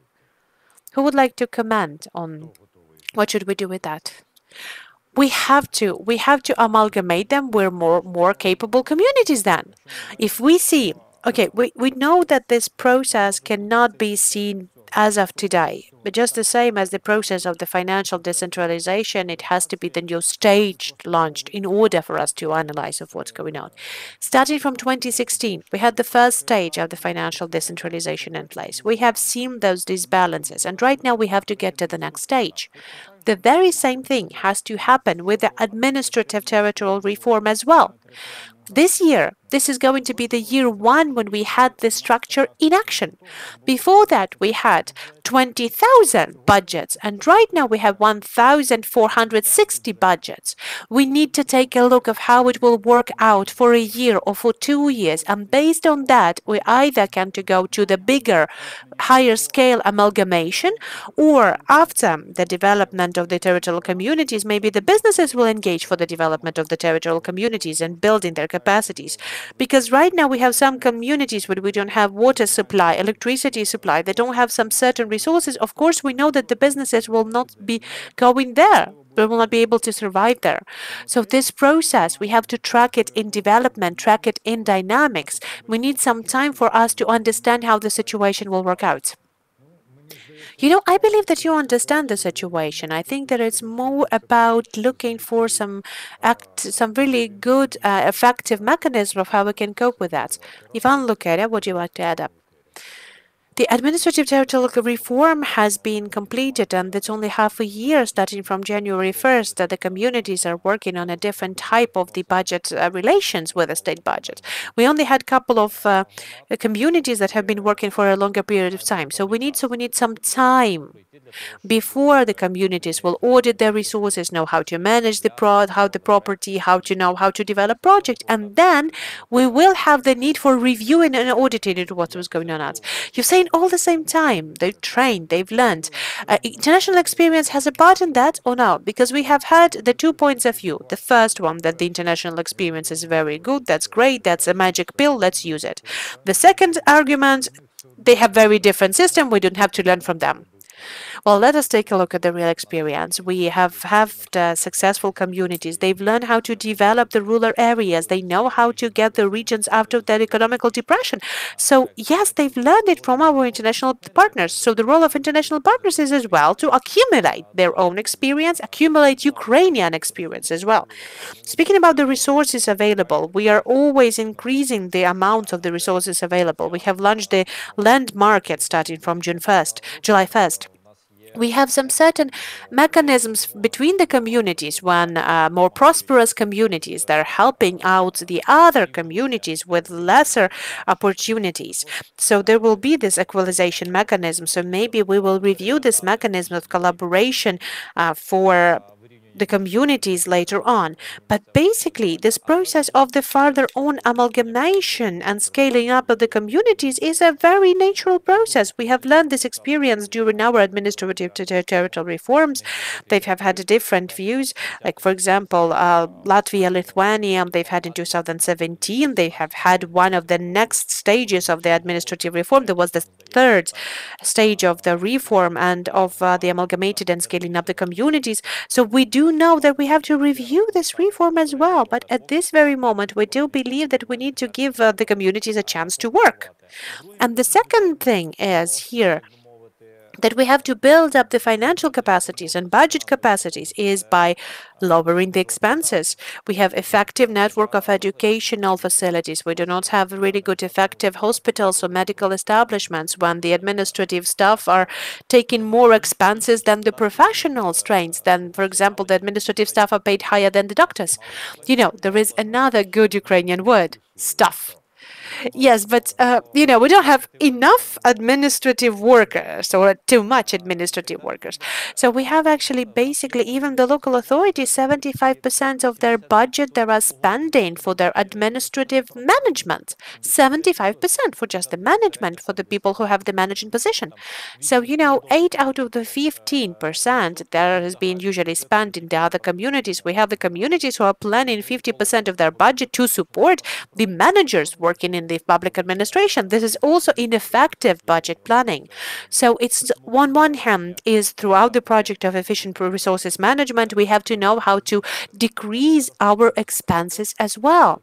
So we have to know how to optimize the schools, the medical establishments. We have to know how to optimize our expenses and so on and so forth. Yes, thank you very much. Thank you very much, Denis. I'm keeping in mind that it's already 10 minutes before 3 o'clock. So if you need to go, if you have to go, then we will thank you with that. Maybe you would like to have the final words for our audience. Oh, we're not saying goodbye. We're not saying goodbye. The work is ongoing work. I'm always ready to meet with you. You have always interesting and important, relevant discussions. I would like to say that the regional development and the issue of the regional development is very important for us right now, because if we will get back from Kyiv, if we'll get outside Kyiv, outside big cities, then you will see that the people live there as well. And the people are also want to receive the services on the very same level as people who live in the big cities. Thank you. Thank you very much. Denis Ulyutin, the first deputy of the Ministers of Finance of Ukraine, and we still have the 3 of other participants for the discussion. And right now, I think I would like to give you 2 minutes each for drawing some conclusions of our discussion. So I would like to ask Alexander Antonovs to start. Right. Yes. Thank you for that. That's extra time, very useful. First, using the international experience is not a saving grace, but that's always a great idea. People faced similar problems and found solutions which work better or worse, so that's an opportunity to learn. Copying international solutions verbatim is never a good idea. So learn from the previous experience and make your own conclusions and go for your own solutions, especially because Ukraine has successful experience in amalgamation. So try to translate, try to interpret the international experience to fit your local needs. And I remember how disappointed people in the local municipalities were in my own country when we implemented the second amalgamation program. They told us, we've gone through this 12 years ago. Why do you want to do it again?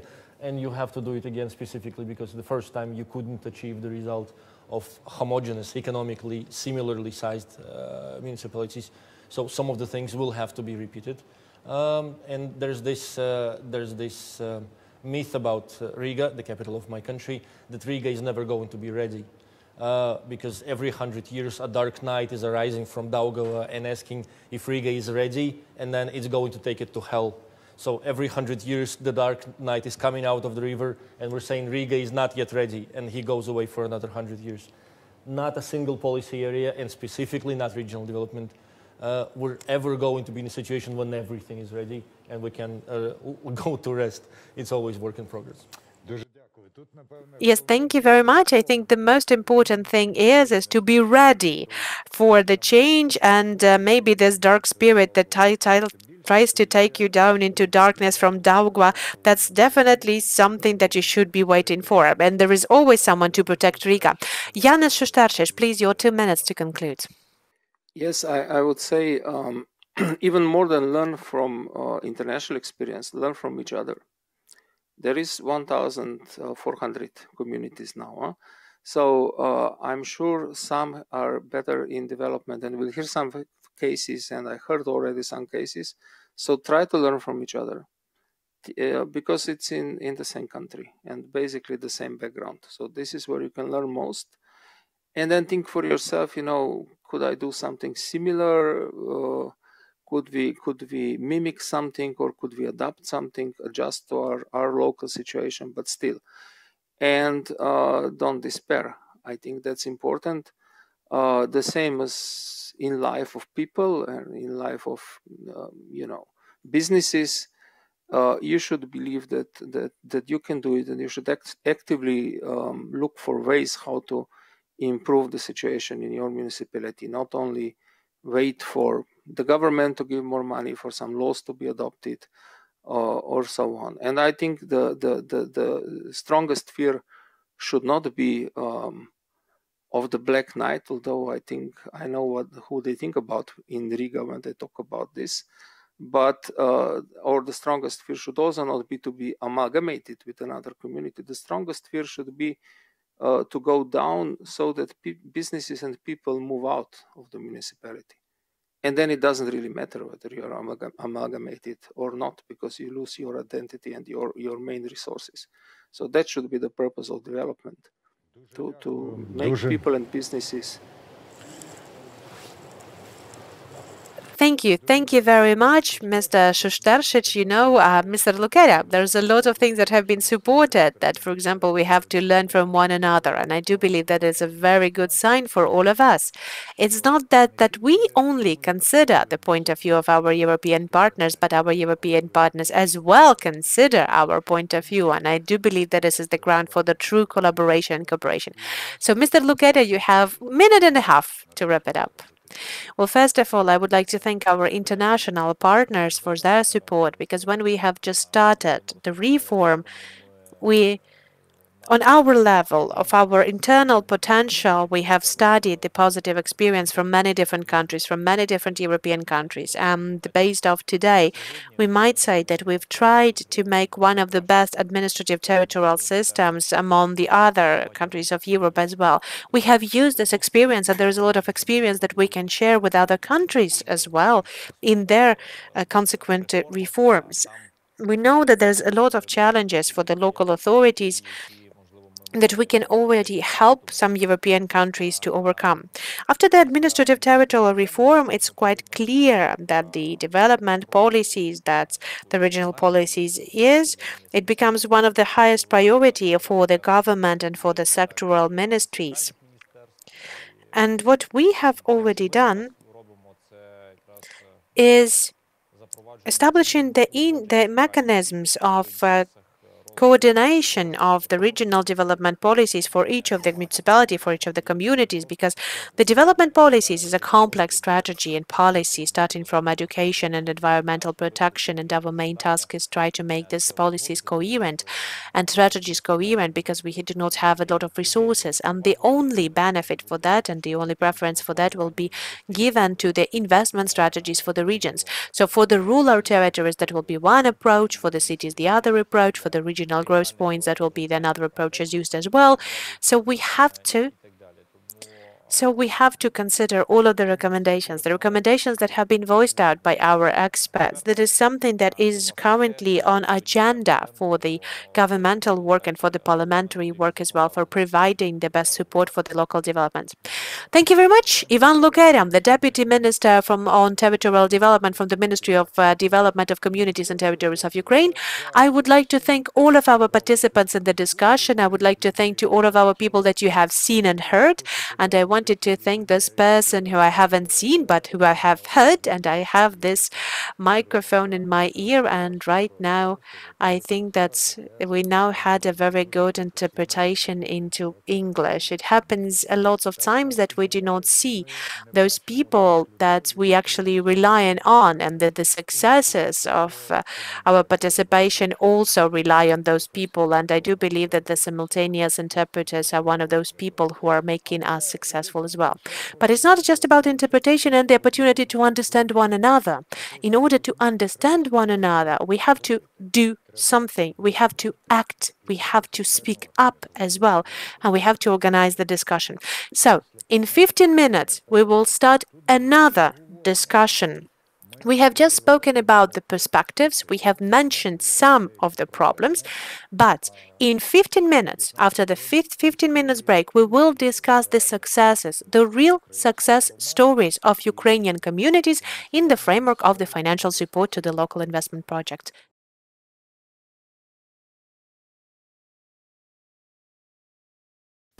Dear ladies and gentlemen, panel discussion number 2 of the conference about funding and investments into the communities, which is organized, both the discussion and the conference, by the Ministry of the Development of Communities and Territories of Ukraine and the program of You Lead with Europe. The second part will tell us what really can be really tangible, in fact, that is about the success cases of the investment projects done in the Ukrainian communities. Here are the people who really know that well. Well, at least they know that much better than I do. That is both about the participants, yes, both male and female participants, and the moderator. The moderator will be Mr. Igor Lepeshkin, who is the expert of the program You Lead with Europe. And for the next hour, I'm giving all the authorities to the moderator. That is for you. Thank you, Andriy. And good day, esteemed participants of the conference. Really, this is our second panel discussion, which is devoted to certain success cases of funding of investment projects and the development of territorial communities in Ukraine.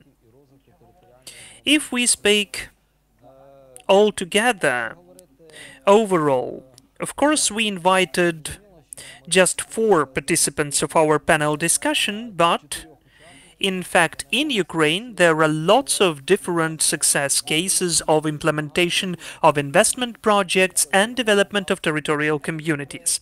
I would like, first of all, to introduce our participants of the panel discussion. I think that the majority of you are acquainted with them, with our participants. So closer to me is Mr. Yuri Bova, who is the head of Trostianets territorial community, and I think that lots of people in Ukraine know about it. Ms. Yana Litvinova from Starobilsk territorial community, she is the head of that community. Also we have here Ms. Tatiana Gradyuk from Tysmanetsia territorial community, and Mr. Mykola Barduk, the head of Vysokivska territorial community. Our discussion will be created in the following way. Our participants of the panel discussion will share with you some of the best practices and examples of the implementation of successful investment projects in their communities, and then we will try to pose some questions, in particular the questions which used to be posed by you directly, both before our conversation and during the work of the conference. I do appeal for you, please pose the questions. We have the chat working where you can write down your questions and they will be sent to me. I will be able to pose them for our panelists. So, altogether, I already mentioned that Ukraine has implemented lots of various investment projects in the communities. And one of the preconditions why it took place, and the important precondition, is the increase of the financial resources in the process of decentralization reform, in particular the budget decentralization in Ukraine. Because there are lots of experts who agree that this is one of the most successful reforms in Ukraine, but in spite of certain success, the territorial communities really need substantial financial investments into the infrastructure and the development of public services. That is so important and relevant and a painful topic today for all of the territorial communities. In 2019, the experts of You Lead with Europe program have conducted such a research, a survey of 652 territorial communities, that's even less than a half of the created ones, about the investment potential of those territorial communities, and as an outcome of this research, we have found out that the expenses after the finalization of the amalgamation process will be the capital expenses, or the municipal investments will be approximately 24 billion hryvnia a year, per year, when the needs of the municipalities are more than 52 billion. Each witnesses that the needs are exceeding the opportunities and also almost double. If we speak about the previous year, 2020, according to the data of the State Statistical Service, all the capex, all the capital investments from the local budgets were approximately 43.5 billion hryvnia. That is approximately more than 10% of all the investments into the national economy. Why are those figures interesting? Because we need to understand that the majority, the bigger part of the infrastructure is focused and concentrated on the territory of the territorial communities. And they can invest only 10% of overall investments into the national economy. And it's rather important to add that the majority of communities don't use the whole available potential and the broad spectrum of tools of funding for their own development, in particular investment projects. You can use here not only your own resources, but the resources, for instance, of the State Fund of Regional Development and other central authorities, of different financial, international financial and Ukrainian institutions. It will expand the circle of opportunities for the communities as well, in particular the Ukrainian banks, the loans of which are not that used that much by the Ukrainian municipalities. Only 27 communities last year used the loans for the funding of investment projects out of all the 1,469. It's really not enough. And in the end of my introduction speech, I'd like to say that one of the important reasons why this situation is ongoing, because our communities are somehow not ready to prepare and to develop the high-quality investment projects for them to be funded properly from different sources. So because of that, the project of You Lead with Europe, the program, has developed a new initiative which was launched just a month ago. Thanks to these initiatives, with the help of the communities in the development and funding of the projects of local development, of local significance, we've created the register of projects, which included approximately 195 projects which were initiated by 375 territorial communities, and the program itself will be working with those communities further on to improve the situation on the preparing of the project. And now I'd like to give the floor to our first participant, Mr. Yuri Bova, for him to tell us about the examples of Trostianets community in the implementation of interesting investment projects. I just would only add that Yuri is elected as city head for the 6th time in a row, so he has an incredible experience in the creation of his work. Thank you, Igor. Hello, dear participants.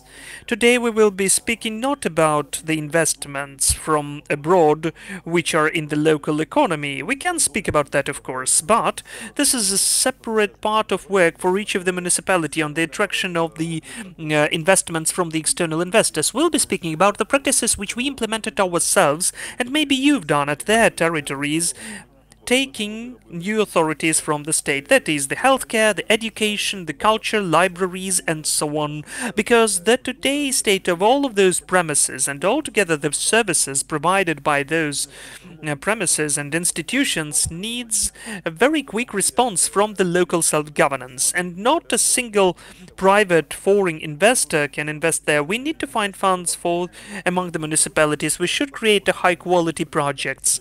I will begin to speak about our local program, about the achievements of our community which we have during the last years. But I will begin with the simplest. Slide number 1, which is the simplest, you can see here the logo of our community, which has been created in the efforts of the Swiss-Ukrainian project DESPRO together with our local community. We even for the development of the brand, the logo of our community, we found some finances, and we created it together with international projects to present our community with the high quality as well.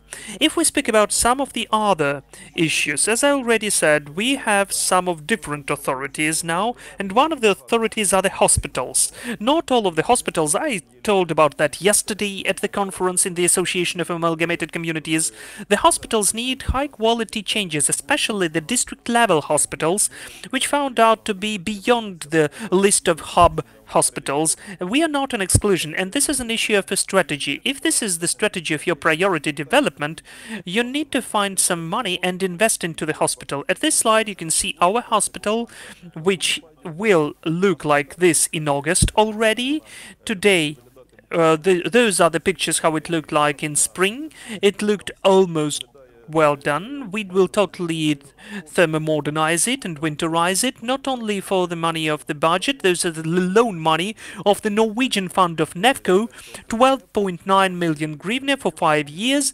This is the resource which we can take for the energy efficient different measures. So a great gratitude to this fund which supports different communities for the street lighting, municipal transport, schools, kindergartens, and our hospital as well. I'd like to drive your attention, if we create the external thermomodernization, what we do inside. So this is our obstetrician department, very highly qualified maintaining, but we need to fill it with the necessary equipment. And if the community invests into the maintaining, the repair works, into the furnishing, the equipment costs colossal money, huge sums of money. At this slide you can see the example of our practice cooperation with the people who are originated from our community, not even originated, but great children who were living, of the people who were living in our community. We are searching for the people who have something in common with our community, and we tell them, guys, if there is pandemic in the world, we need some of the artificial ventilation of lungs equipment. And the great daughter, Miss Sibyl Struck-Zimmerman, gave it as a gift for the newly born baby. So we saved the lives of at least 2 babies thanks to her. Those are the successful examples, and of course we come to the the MPs, to the Fund of Social Economical Development, when we need to explain what we need. That is why in the obstetricians we have the best chair with music even for the women to feel comfort while they're giving birth. So last year 142 women came from different corners of Ukraine to Trostianets. Speaking about some other issues, that is diagnostics and other equipments, ultrasound cabinets, it was either co-funding of the local, region or state budgets, 50-50 region and local budget, and if we show to the state where we invest the money, in the majority of cases the state understands how it should be done and funds the high quality support issues. For instance, the necessary equipment, which is one of the best in our hospitals, was funded 50-50 for the funds of the region or local budget. But what's important here, and again I will come back to the beginning of my speech, we need to explain why we ask for this money, why we need it, and whether we have the certain strategy for that, where we are moving on. So when we show that in the end of this process there will be the high quality medical institution which will provide the services for this number of people, for the population, you will get the help. And emergency vehicles, so together with the MPs, the library. How can you invest into the library, for instance? But again, we came to the international community, and again Ms. Sibyl from Germany said, if you repair that, if you repair the library, I cannot help myself taking part in this project, so I will give you the books with the price of 7,000 euro. That is almost 2,000 books of highly quality Ukrainian printed books. And the stadium, the football pitch, we are not only repairing the pitch, we are creating the football academy. When we explained it to the ministry, what is in the start, what's in the end of the day, and where our children can use it, the Ministry of Youth and Sports, together with the fund, decided to help us through the Ministry of Regional Development. They allocated money for the reconstruction of this wonderful stadium. And also the money of the sectoral platform of the EU. Not that many people are taking part in that. Those are the substantial sums of money, million hryvnia resources, which can be used for the restoration of premises. Now we are restoring the premises of the ex-diner, and we create a modern hub of it, a youth educational center, which will be done in our community. And also some of the historical monuments, what can be done with them? Where can we find money for them? Well, of course, there is the Ministry of Culture, which implements different grants for the state objects, but what can be done with the municipalities, with their premises?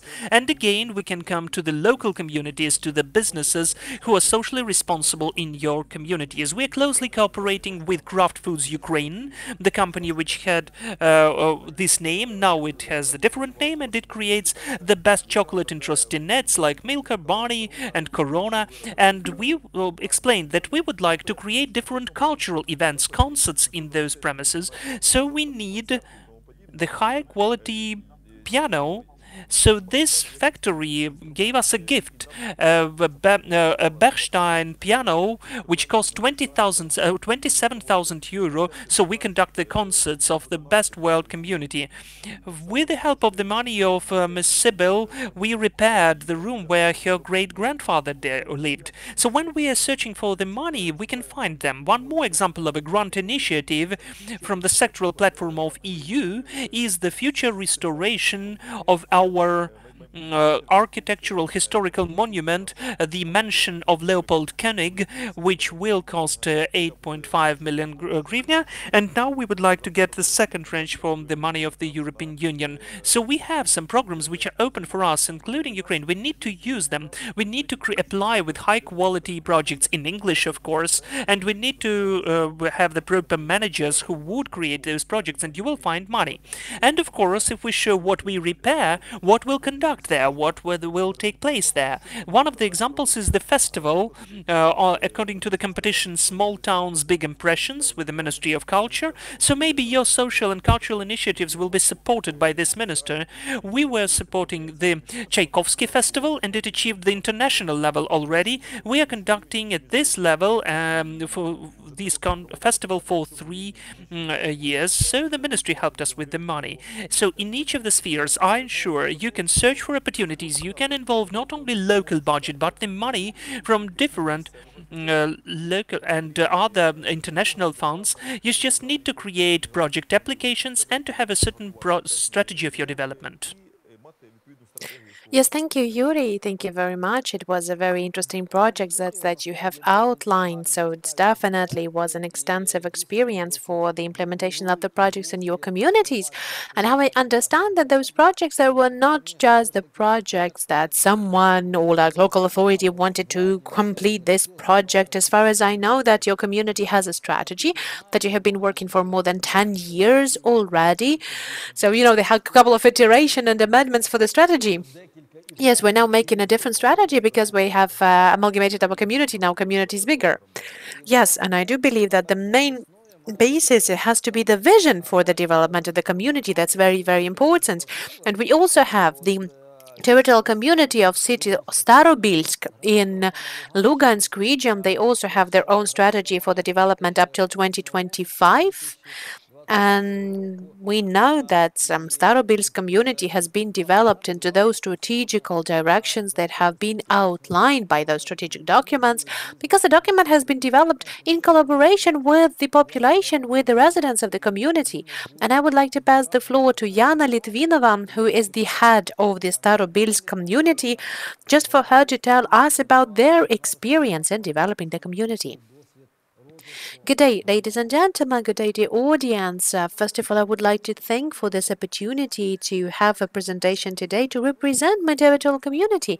And yes, you know, having taken after Yuri's presentation, I would like to outline first of all the importance of the development of the development of the economical development of the community. When we have started out of writing our strategy, we have been writing the strategy for the city, first of all. And when we have understood that the decentralization is becoming really fast in Ukraine, we have understood that we're lagging behind. And in 2020, the overall state approach for the decentralization, it didn't give us the opportunity to get to the amalgamated community. And yes, after that, we've understood that the development of the strategy was the right decision for us. Because right now we see that the strategy gives us some very good positive results. So I would like to advise my colleagues to start their work with this strategic vision. At the first hearing, we already had established and approved the three-tier project of the regional policies. So your strategy, they have to meet the requests from the regional strategies and the state strategy for the further on development. It will give you additional opportunities to be heard, to participate into those state programs that might be and should be implemented on your territories. Starobilsk territorial community is located in Lugansk region, and Lugansk region is a very specific region of Ukraine because everyone have different opinions towards Lugansk region. In Lugansk region, we also have the right for good development. We have to be developing as all over the country. We should not lag behind the other regions of Ukraine. And I would like to assure you that Lugansk and Donetsk regions are definitely in attention of the states. And I would like to ask to take a look at the slides. So the Starobilsk territorial community has been created in October 2020 and now unites 24 different settlements and different residential settlements. We have more than 30,000 people. Before the amalgamation, we have 357 million hryvnias for the budget of our community. So right now we have 37 million hryvnias, and we spend more than 50 million hryvnias for the development of the communities. Starting with the educational projects, we have already fully got to our property all of the educational facilities, and most of we are completing some of the projects that have been started in 2019 or 2021, and you can see some of the lyceums from our regions or the lyceum from the Starobilsk city, the innovation of which has been supported with a co-financial program. Speaking on the medical and healthcare sphere, at this slide, so you also can see how we have tried to renovate and update both the the different levels of the provision of the medical and the healthcare services. I would like to say that we have started the overall reformation of the healthcare establishments. We have a couple of ambulatories that have been renovated or reopened. This year we're preparing the Liman City ambulatorium as well. We have updated both the secondary and the primary medical services establishments. Speaking on the collaboration with international organizations, with the help of the GIZ, we had this opportunity to receive, first of all, the soft financial grant for the procurement of the equipment, of the medical equipment, and right now we are in the stage of negotiations with restructuring our blood bank. That is a very important project for us because this project is going to be the first project in Lugansk region. It is very important for our region. We do hope that at the end of this year, we're going to have an updated project together with GIZ. A separate attention I would like to draw to the extra budget investment. There are many different sources for the support of our project available, and it is important for us to receive the state support as well. In Starobilsk district, it was very important problem with our river because one of the regulating boards as Aida River has been broken down. It was really painful situation for us that the main jewel of our community, the jewel of our Lugansk region, River Aida, is losing its beauty and it's using its power. We have contacted multiple times our state to support the renovation of all of the river bonding equipment. We already had updated our regulatory equipment here in 2021. It's important issue for us because it not only creates the conditions for the recreation, but it also gives us the opportunity to regulate the water flow during the spring floods. It has given us the opportunity to regulate the level of the river waters. So in this case, on this project, we have collaborated with our state successfully. We also collaborate with different ministries on providing the money with the programs for the internally displaced persons, and we always co-finance it from the local budget by 30%, from the state budget by 70%. Unfortunately, we do not have the opportunity to build the new accommodation for the internally displaced persons, and we have understood, we have provided the inventarization for the secondary real estate market, and we have understood that we can provide additional real estate from the secondary market, and we can participate in the 70-30 program for provision the accommodations for the IDPs. Moreover, we have been very successful in developing the strategy for the economical development. We have set out certain priorities for ourselves, the priorities for the main problematic issues for our territorial communities. And if, for example, we mention the strategy of development for the social protection of population in our amalgamated community already, I might tell you that the strategy development itself has been supported by the GIZ, and the UNICEF organization has joined this question and this issue as well. So we have started the renovation of the premise for the newly Department of the Social Protection. We have allocated some money from the state with the help of the internet subventions. We have now received 1.5 million hryvnias and 6 roads in 6 settlements. We're going to have the high quality internet, which also will give us the opportunity to provide the high-quality administrative services for the communities. And of course, it's going to have the better effect because those villages and those settlements will be able to provide the high-quality educational and medical services, and the people will feel much comfortable living in their community. So this is the multi-level and multifunctionality of the approach and multifunctionality of those processes that we conduct. With the help of GIZ, we have updated the multimedia room as well. We're currently developing numerous projects on the support of the social sphere in our community. We have approved the social development strategy. We have also had the action plan. Moreover,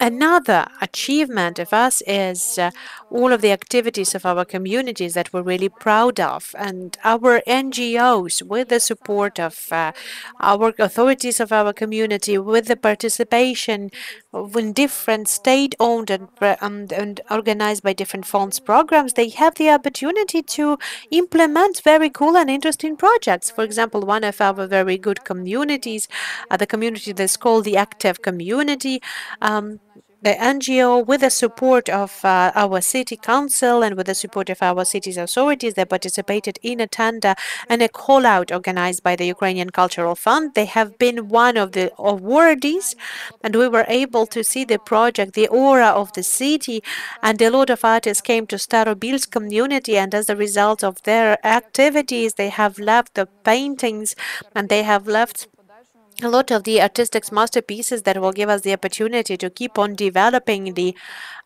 museum spaces. And I've been shown that I've already taken my time, but I'm going to be speaking a little bit faster. Speaking on the other directions as well, we understand that there is a lot of problems still for us to cope with. We're looking for the leisure activities as well. We're looking for the additional financing sources, inside, internal and external, supporting the national states and supported by the international partners.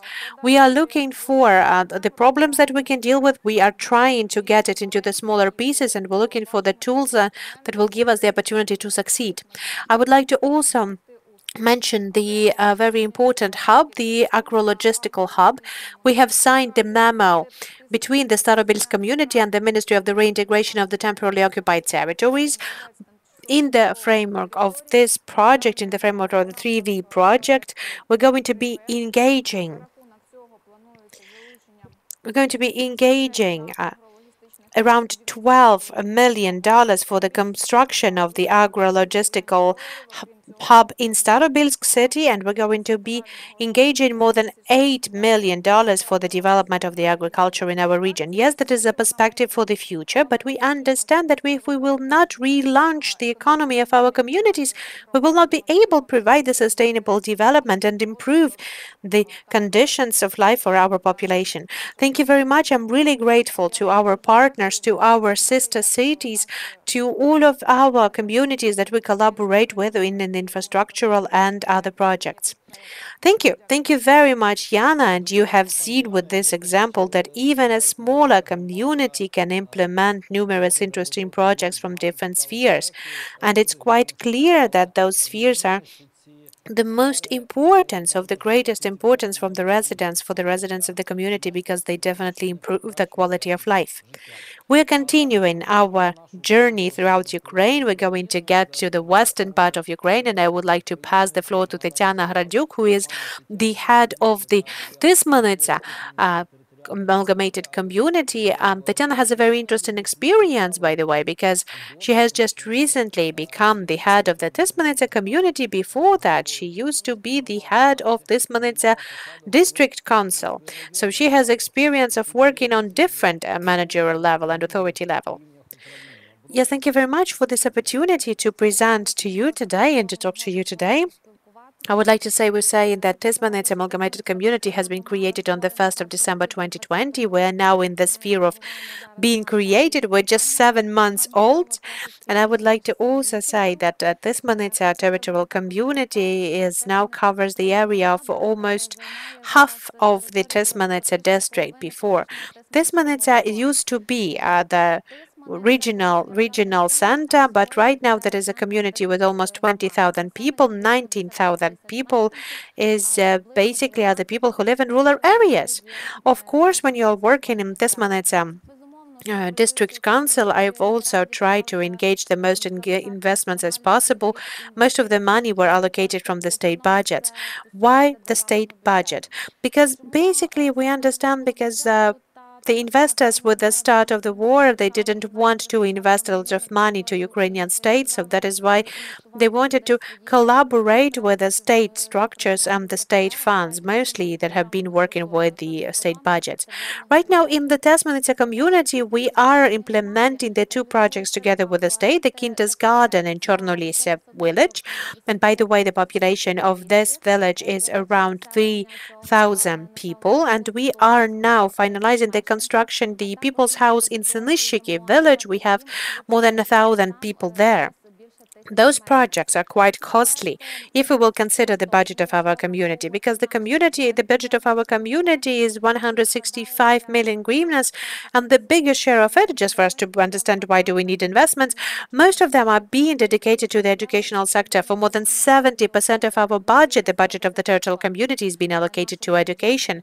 And the main tax for us is the taxes on the incomes. So basically, we're interested in those projects that will going to engage our community. For example, the kindergarten in Chornolise village will cost us 48 million hryvnias, and 10% is going to be financed from the local budget. Of course, I would like to thank the Cabinet of Ministries of Ukraine for that. They have this finances done in time. It's going to be done very thoroughly. And this year, we're going to have this kindergarten opened. And the same thing is going to be for the House of Culture in Sonechniki village as well. The overall cost of the project is 15 million hryvnias overall.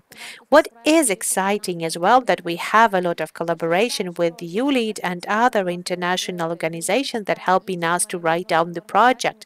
When I have been the head of the Tismanets local council, we have created the project development department.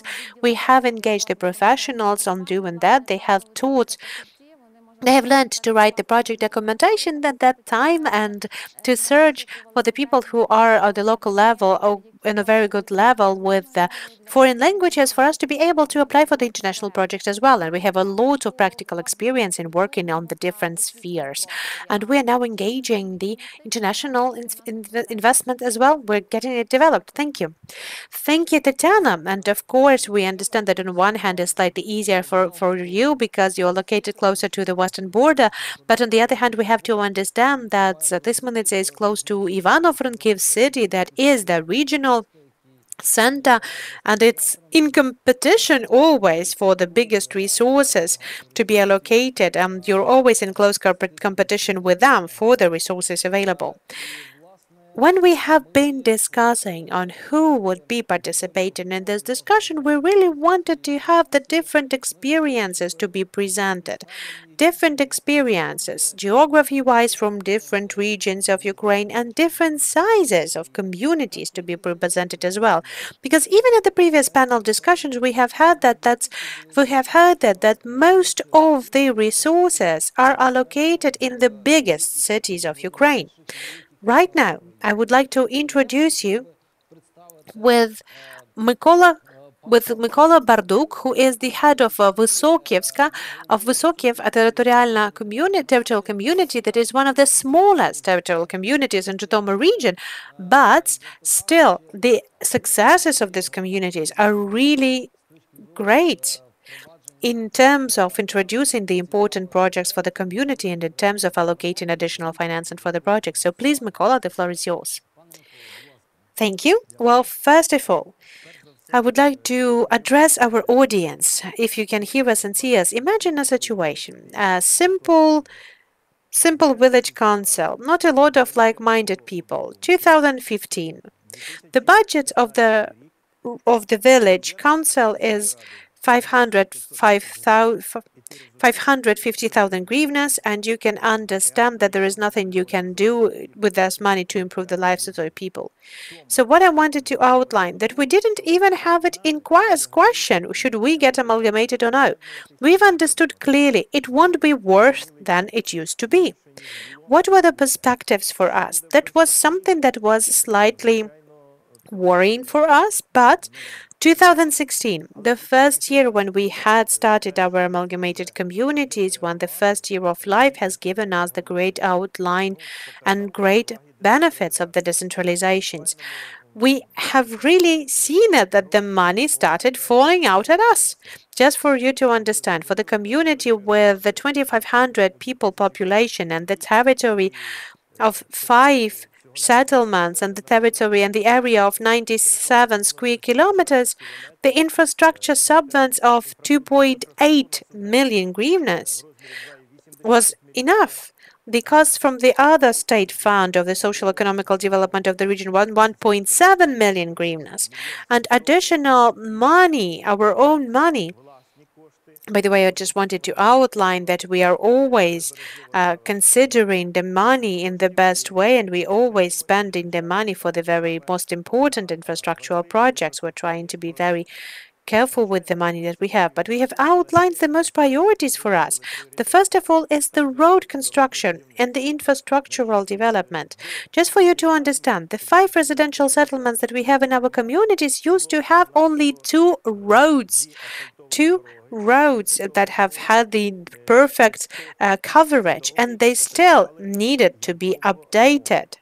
So in 5 years, with the collaboration of the local administration, we've managed to cover with the needed coverage, with the needed surface, or more than 50 kilometers of roads, and we have used the co-financial principle to cover the updates of the traffic surfaces. So we had a very successful processes with that. Secondly, as we understood, the sphere which took most money was education. When we came to the community, we had 2 schools with the boilers, gas boilers, which really consumed a lot of gas. And we understood that we cannot just stand there for too long. So the first step in the education sphere, we took our both school and we created thermosonation of the buildings, and we brought our boilers to the alternative types of fuel, which gives us the opportunity to reduce the consumption of activities for the activities of the institution for 4 times. Another step, we decided to move on, and we managed in 2018 and 19 and 20, we finalized this process. We created in Vysokivska Lyceum, the secondary education institution. Within the new Ukrainian school project, we created the new educational space. This is the most successful project in the community, when the children and the teachers, I consider as for the villages, for the rural area, they got really comfortable conditions for the studies, for classes, and for the upbringing of children. And simultaneously, we took part in the state programs of construction of football pitches and stadiums in Ukraine, where, again, during this time, we managed, in this small community, we managed to create 3 football pitches, 2 with the artificial cover, which is in the villages where our educational institutions are located, and 1 universal playground, which is also giving the opportunities for the residents of the communities, not only for the students and pupils, but just younger participants and residents, to go in for different types of sports. And also I'd like to emphasize about another slide which you can see, that is about healthcare. When we were told that our village can get the new ambulance stations, so outpatient clinics with modern equipment and telehealthcare, we thought it's not about us and it's not for us. But we got into the state program of the outpatient clinics construction, and this is how the new institution is already working. By the way, this is the first rural outpatient clinic at Zhytomyr part, which was opened and now it's working, and the medical employees are providing the services for the residents of the community. I'd like to emphasize that within the construction of the outpatient clinic in all of the 5 settlements of the community, we totally preserved healthcare institutions. I mean the obstetricians and the smallest parts. Even in the village where we have 200 of population, we have the full-scale healthcare institution, because we understand that the health of the people, especially of the elderly people, who don't have an opportunity to get to the city hospitals or anything, they need to get medical and healthcare services at the place where they live. Those are the 3 priorities which were mentioned, so in several years we managed to implement them. Simultaneously, we were into the participants of the project in the projects with the international partners. So I would say that Decentralization itself opened the way for the cooperation with international partners, and within this cooperation we began with some smaller steps. Those were the projects 50,000 hryvnias each. In 2019 and 2020 we achieved the level of 500,000 hryvnia. We implemented 6 projects. Some of them were rather unique. This is the creation of the security or Safe Village system, where we installed 23 CCTV cameras in our settlements, and we can see that it can be instantly seen that it provided us and the inhabitants of our communities, it provided us with more order. They are much more cautious about what they do, and there are not that numerous problems with the security and safety. And also, as you can see, we implemented the project of construction of safe bus stops, which were built in the middle of our villages. They were done according to the program of safe pupils taken to the educational institutions, but still they are rather convenient for the residents and inhabitants of the community in the public transport system. I would also like to say that whatever is taking place in the community, as of today, it is co-funded from the local budget. It's co-funded from the local budget. By the way, if we look at the figures, before the amalgamation, the common budget of the village councils, and we had 3 village councils combined, it used to be 900,000 hryvnia. As of today, we have our own revenues of 15 million hryvnia.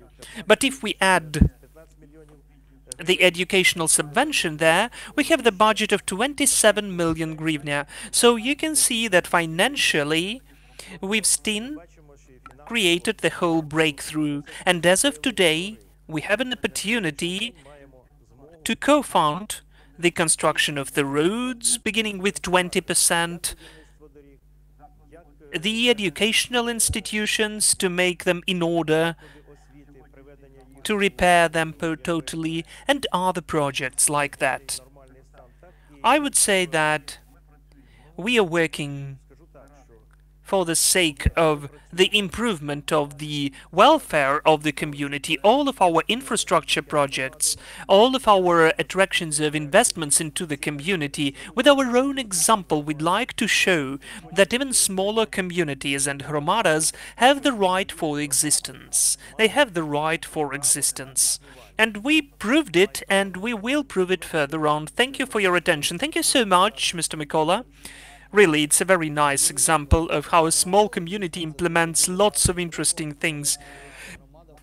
Well, in fact, I had several questions for each of you, and one of the questions as for whether the budget decentralization helped for the development of the community, you already answered that the resources emerged in Hromada. They are much more numerous now, and I'd like to drive your attention that in chat we don't have that many questions. One of the questions is, I would say it's more of a piece of advice or recommendation. You need to tell about the hospital in Trostianets, but Yuri has already told about the hospital, about this medical institution, so you can get acquainted with it at the website of Trostianetska local council. But there is an interesting question here from the representatives of Semenivka community. It is as follows: whether the children's playgrounds and social infrastructure positively impact the demographic indicators of the community. This is the question for you, Yuri. Did you provide this analysis and correlation? Well, whether the children's playgrounds or the complexes impacted, I don't know. I wouldn't separate them. We should create several measures, and today the cities are created according to certain philosophical principles. The comfortable space for the work, the comfortable space for relaxation, and for life.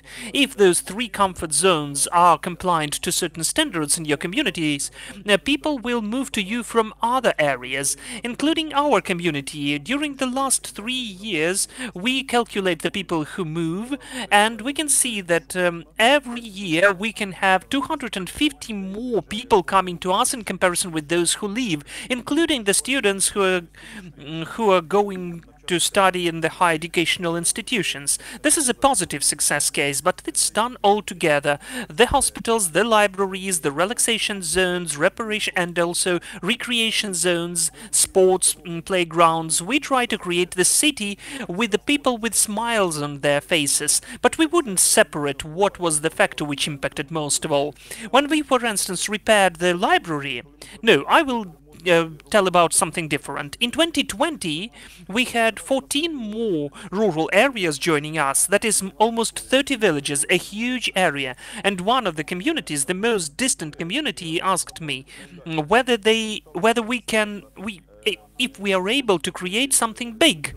I thought she was speaking about the road, so I asked her, what do you want to implement? And she said, we would like to have the same kind of a library which you have in the center of your city, with the hub, with the internet center, with the co-working.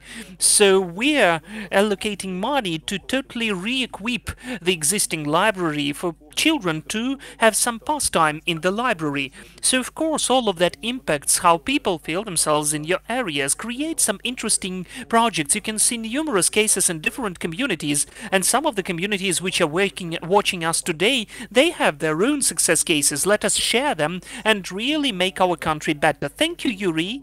We really got,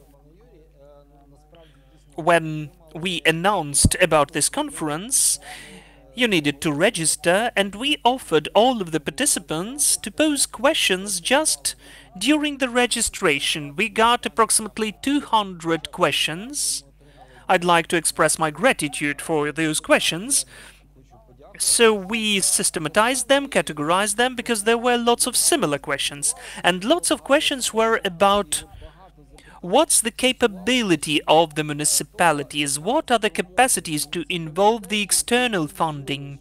Ms. Yana, would you advise anything for our listeners of the conference? Well, you know, each community can assess its strengths and weaknesses on its own. It can conduct the analysis of the first and foremost problems.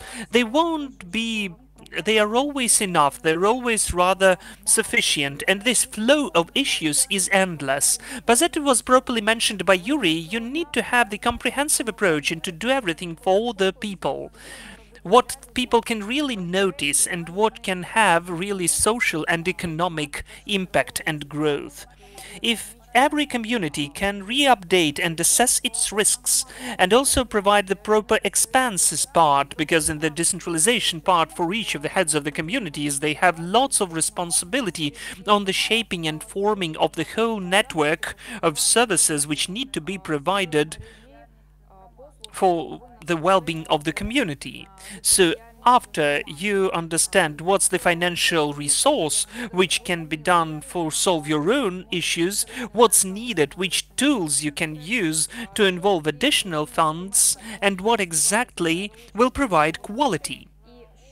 So considering the projects which have already been implemented, I may tell you that the state is paying lots of attention to the projects which will help the sustainability of the development of territorial communities, and they will further on continue with that. And also we pay attention to the international partners, because we don't only construct or repair some object, but it will be filled and it will have the right for existence. It could be a multifunctional platform or a public library which will be involving youth for the more active space. So there are lots of points, and we cannot provide you some universal recipe. Each and separate territory, as it was mentioned by Mykola, is its own story, has its own story. And you know, several years ago I had a training, thanks to the European Council, in the United States. And I may say that for myself I had two main topics. First of all, the point is that all of the municipalities, even the heads of the municipalities, perceive themselves as an investment. We are also the investment into the community, and the efficiency of the management of the head depends on the amount of money, how he or she could involve money. So people don't care who allocates the money, the state, the charity funds, or those are some international investors. People just want to see the changes in their communities, and they have the right for that. So each head of the community has to consider himself or herself waivily. Secondly, an organizational structure. If the organizational structure is formed properly, there are the people who directly deal with the project activities, the people who deal with investments in the territorial communities. This is their obligation. They need to provide efficiency, and then the community has more opportunities. And the last point, which should be the first one, which I understood during my training, there were lots of bright, interesting points which I can tell about for a long time, but one more point which I understood while my being in the United States: I really love Ukraine. I love Ukrainian people, our endless fields and forests. There is something to work on here. There is nothing impossible, even with the changing character, with the crazy flow of legislation about digitalization. We just need to properly search for priorities and understand the tools which are provided by the international partners for our states. Thank you for those inspiring words. It's really pleasant to hear, but we are now speaking about all the best, but there are lots of comments. For instance, everybody hears that if we had money, we could do anything. But in fact, there is an opportunity to find some additional sources of funding, but there are some obstacles which do not let you do that for the majority of communities. So we speak about some successful communities, but Tatiana, could you say which complications you faced in your community while you were searching for additional funding for investments? Yes, thank you for such a question. I would say that it's best to tell about my personal experience. For instance, our community is in the process of the creation of the development strategy and the program of social economic development. Yes, we look at the whole problematics, we separate the resource which we own, and we try to incrementally implement it for the community to achieve some development. And you know what I faced? Maybe with such a notion like we are being lazy. Yes, it may seem very critically and unexpected, but our experience of 70 years of the regimen which was in our territory, it always told that you should just go to work, you should work, and the state will provide everything. So in my community, I face that they lack understanding, they lack initiative, they lack the vision that you need to get out of your couch, you need to forget about the TV and to get higher than your personal problems, and then maybe you will have some better result, because people need to be united and motivated. Another point, I sometimes create the projects themselves, both international ones and all Ukrainian ones, and I may say that they can really be different. Why? The international projects mostly are created for the provided communities. They have the well-developed education, healthcare, culture. They try to find something interesting, something innovative. So they want to find uniqueness, but our territorial communities need development of the infrastructure support. Our roads need to be repaired. Our schools are not in the proper order. We have the problems with the outpatient clinics and hospitals. We need to overall shape the whole infrastructure and to improve it. So finally we have to find and to improvise. We need to search for some trick to repair the road, but altogether, as Jana has mentioned appropriately, for it to develop tourism, for instance. If we create a nice road to the Carpathians or to Tismanetsa, as Tismanetsa is an ancient town, it will be a kind of our zest, and maybe this project will be successful. And one more point about international investments, maybe it's about the situation which is now ongoing in our country. I already mentioned about that. That is the investments which are not protected enough. We are speaking about dozens and hundreds of millions of euro. Thank you so much, Tatiana. Really, those are important components, substantial obstacles, but I do hope that together with our common efforts we can overcome them. And a short comment to conclude now with our panel discussion. There is the comment here. Thank you, Yuri Bova, for the answer. As for Trostianetska Gromada, we know about it. This is an example of the development. I'd like to expand this comment. I'd like to express my gratitude to all of the speakers for interesting stories. We've got just 1 minute left, so I would like each of you to say one piece of advice only about how and what we need to do first and foremost to involve and attract additional investments to the community to implement investment projects. Because we are listened by more than 500 representatives of local self-government authorities. What would you advise to them? What's needed to be done first of all? Just one sentence from each of you. What we said, you should be active, you should knock in the door and you will be opened. Because if we sit and wait that the state will provide some subvention, or when we fill the budget with our own efforts, it will never work. So you should be proactive, right? Yes, you should be active as much as possible. I would just like to remind everybody that our communities, thanks to the state, have got a huge resource. The state has allocated land for the communities, and as for the economic activities, we should make it as the real hosts. We had 6 land auctions and got 4 more million for the budget. So the efficient use of available resources. Yes, thank you. Yana, please. I may say that you shouldn't lose the faith in yourselves. You should pose the proper questions to get the proper answer. And do not forget that even if you knock 10 doors, one of the doors will be opened.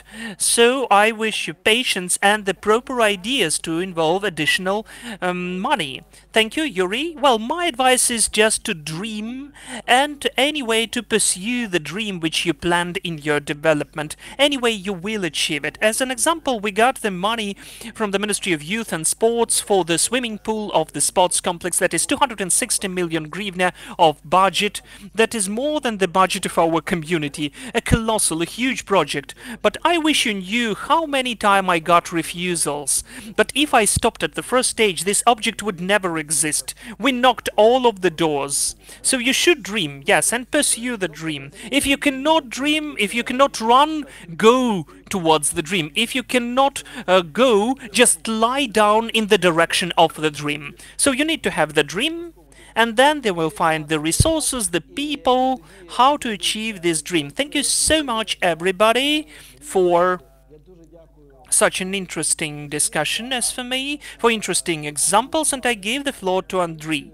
And I thank Igor Lepeshkin, who was the organizer of this panel discussion and was the moderator. I was listening to it with great interest, because in Tismanitsa I visited it. I visited and in Starobilsk we have the radio where I work.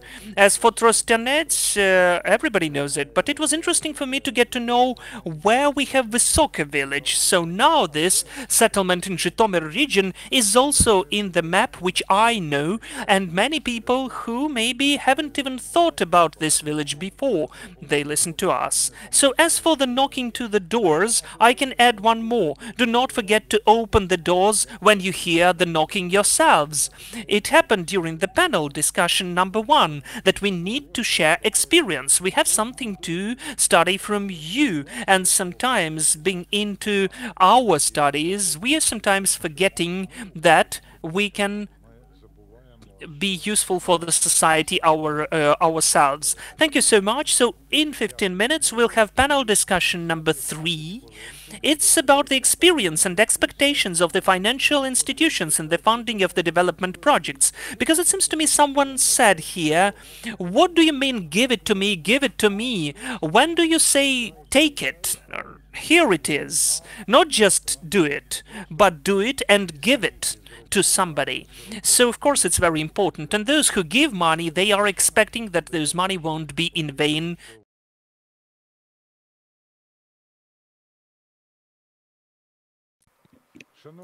So, dear ladies and gentlemen, dear audience, the panel discussion number 3 in the framework of our conference on financing and investment for the local communities that has been organized by the Ministry of the Development of Territories and Communities of Ukraine and You Lead with Ukraine program. We're going to be discussing on the third panel the experience and the expectations of the financial institution and funding institution in the project development funding. At the first two panel discussions, we have outlined that the money are there, they are available, but it's the most important thing for how we can use it, how we can take it, how we can apply for the project that will be useful for the community and interesting for the investors. And for the investors to be interested into this project, they need to have some certain guarantees, or at least a certain trust levels to the people who are applying for that money. We need to have capacities for the communities and the capacities in the project development. The discussion is going to be moderated by the person who is really an expert in those issues, the Deputy Minister on issues of the European integration for the Ministry of Development of Communities and Territories, Ihor Korchovy.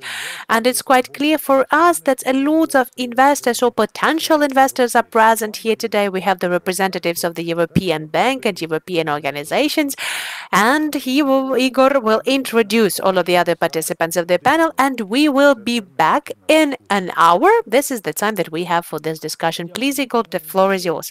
Yes, thank you very much. Thank you very much, Andrei. Thank you, dear colleagues. Thank you very much, everyone who joined us here. First of all, it's a pleasure for me to see a lot of friendly and known faces, familiar faces.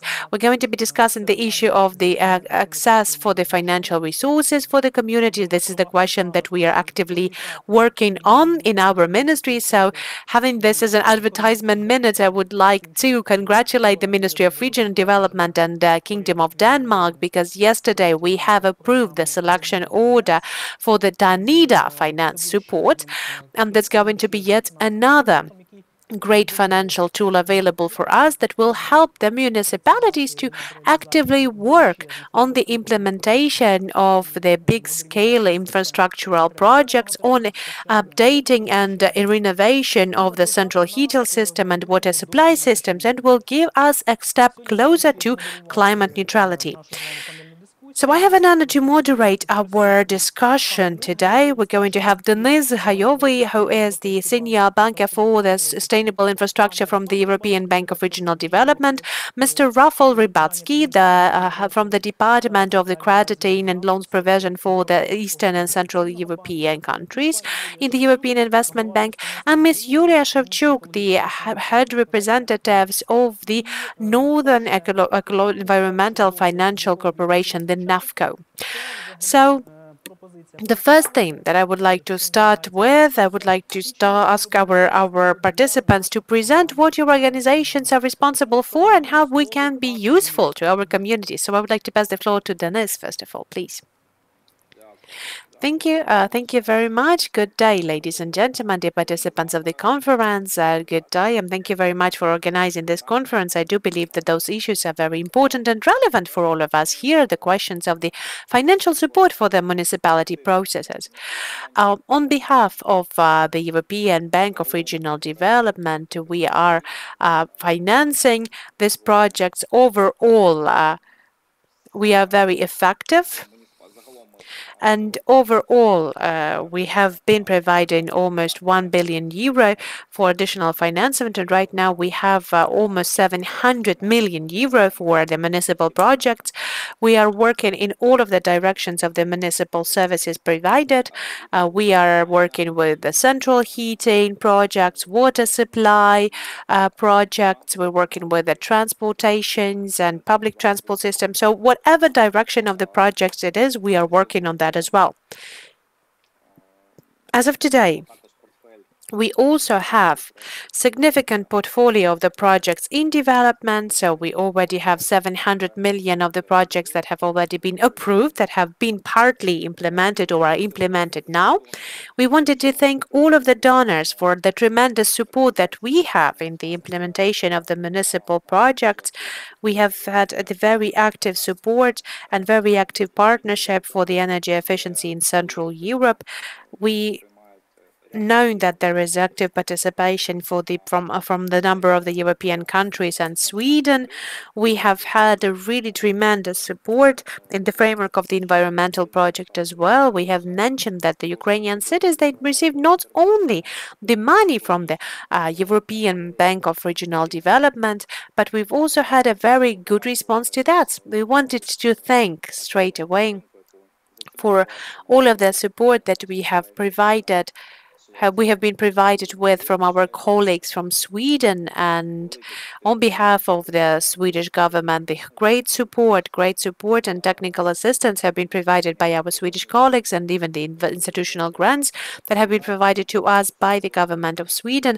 We are really happy to continue to what our host has mentioned. We're pleased to welcome the Danida Fund support in Ukraine. It is a great need for this money in Ukraine as well. The NIDA project is going to approve the first project when they're going to be collaborating on. This is going to be the project in Lviv on the filtering facility, and we do hope that in the most recent times the NIDA is going to establish the work, because we have been working on this project for almost 2 years already together with NEFCO, together with you. We're going to be working together overall. So I do believe that this is a very good example of the collaboration between us and NEFCO in basically looking for the new options of the investment grants to be allocated for the Ukrainian cities in the most important environmental project. So our collaboration is established. We are working on that. So for whatever direction you would like to mention, we have some work done. The co-financing is definitely a significant part of our work. So I'm really happy that we have the colleagues from NEFCO are participating in the panel, because we have been co-financing or in states or co-financing or simultaneously financing a couple of projects.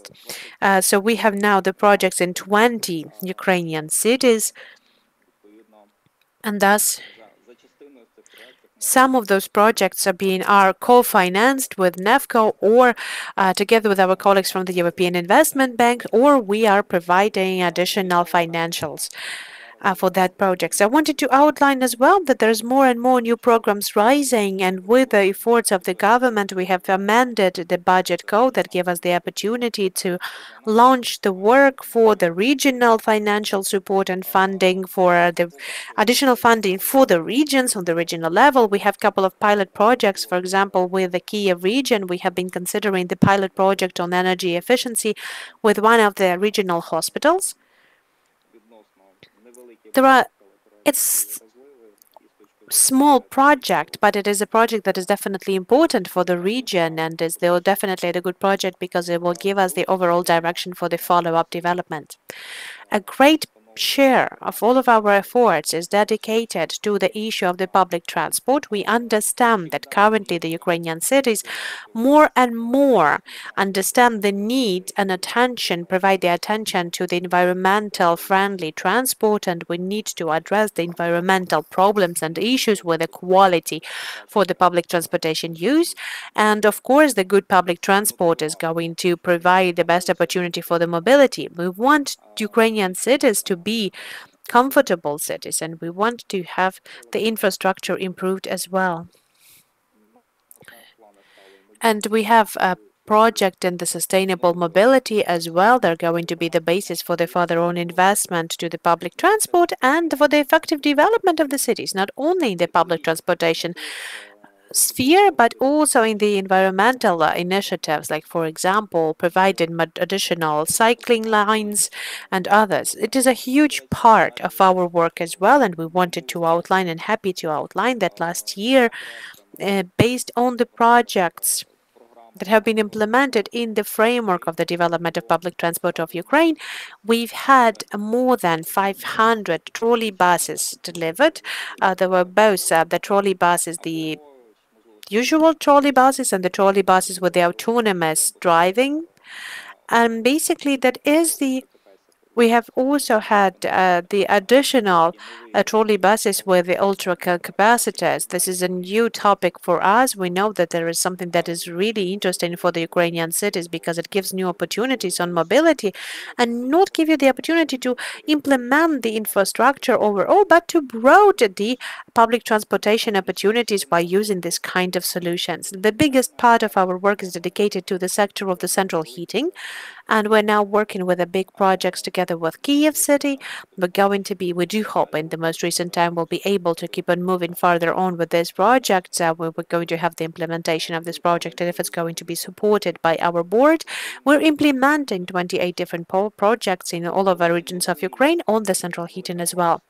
The big part and the new part is going to be started in Lviv, and we really wanted to support, congratulate and express our gratitude to the donors for the support of this project. Our colleagues from ISIDA have been providing the additional financial support to that, and our colleagues from the French government have been supporting us as well in this project.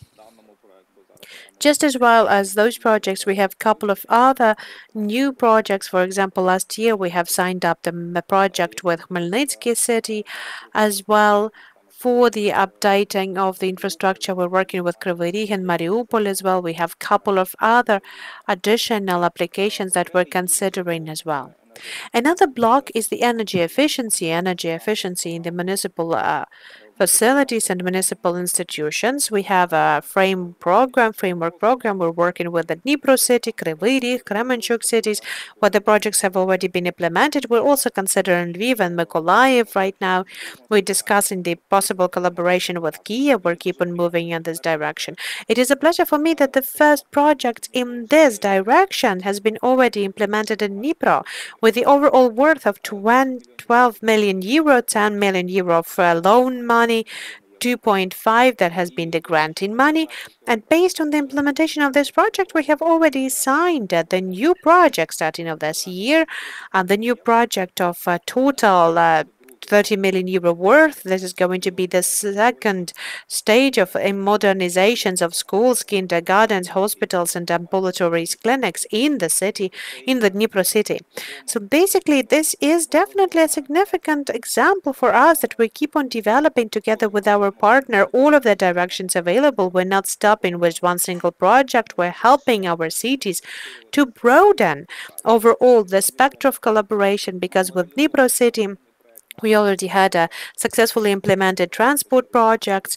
We're currently also supporting their underground network, and we're continuing the working in the strategical directions as well. I think I will pass the floor to my colleagues, not to take a lot of the time, but I'll be happy to cover the questions during the panel discussion on how the European Regional Development Bank is working and how you can apply for our programs. Yes, thank you very much, Denise. Thank you very much, Denise. And I would like to pass the floor to the person that I'm acquainted in a good way. We have been collaborating for quite a long time, and the organization that has been working together with the Ministry of the Territorial Community Development of Ukraine have been preparing a tremendously big-scale projects, and we can already boast the successes in our collaboration. Please, Rafal Rybatsky, I would like to pass the floor to you, the representative of the European Investment Bank. You have 10 minutes. Please, the floor is yours. Yes, good afternoon. I'm very happy to be here today. I have to say that of all the conferences in which I participate, the best ones are those dedicated to municipal financing. This is a sector which is particularly dear to me, to my heart. I've been working on municipal financing for many, many years, and I'm really happy to continue doing it now in Ukraine. EIB has been present in Ukraine since 2007. Our overall portfolio exceeds 7 billion euro right now. 75% of this is dedicated to different public sector projects, out of which big part is also dedicated to municipalities, so to local projects. Ukraine, with these numbers, is the biggest partner for us in Eastern Partnership countries, accounting for some 60% of our lending portfolio in Eastern Partnership countries. The benefit of EIB comes with attractive financing package, long tenors, flexible drawdown conditions, and of course technical assistance. Here we cooperate closely also with other IFIs, suggesting or proposing this attractive investment package also to municipalities, to local governments. Now, there are different models how people finance municipalities. I would like today to present a presentation which shows you a rather specific approach. You, Deputy Minister, already mentioned this.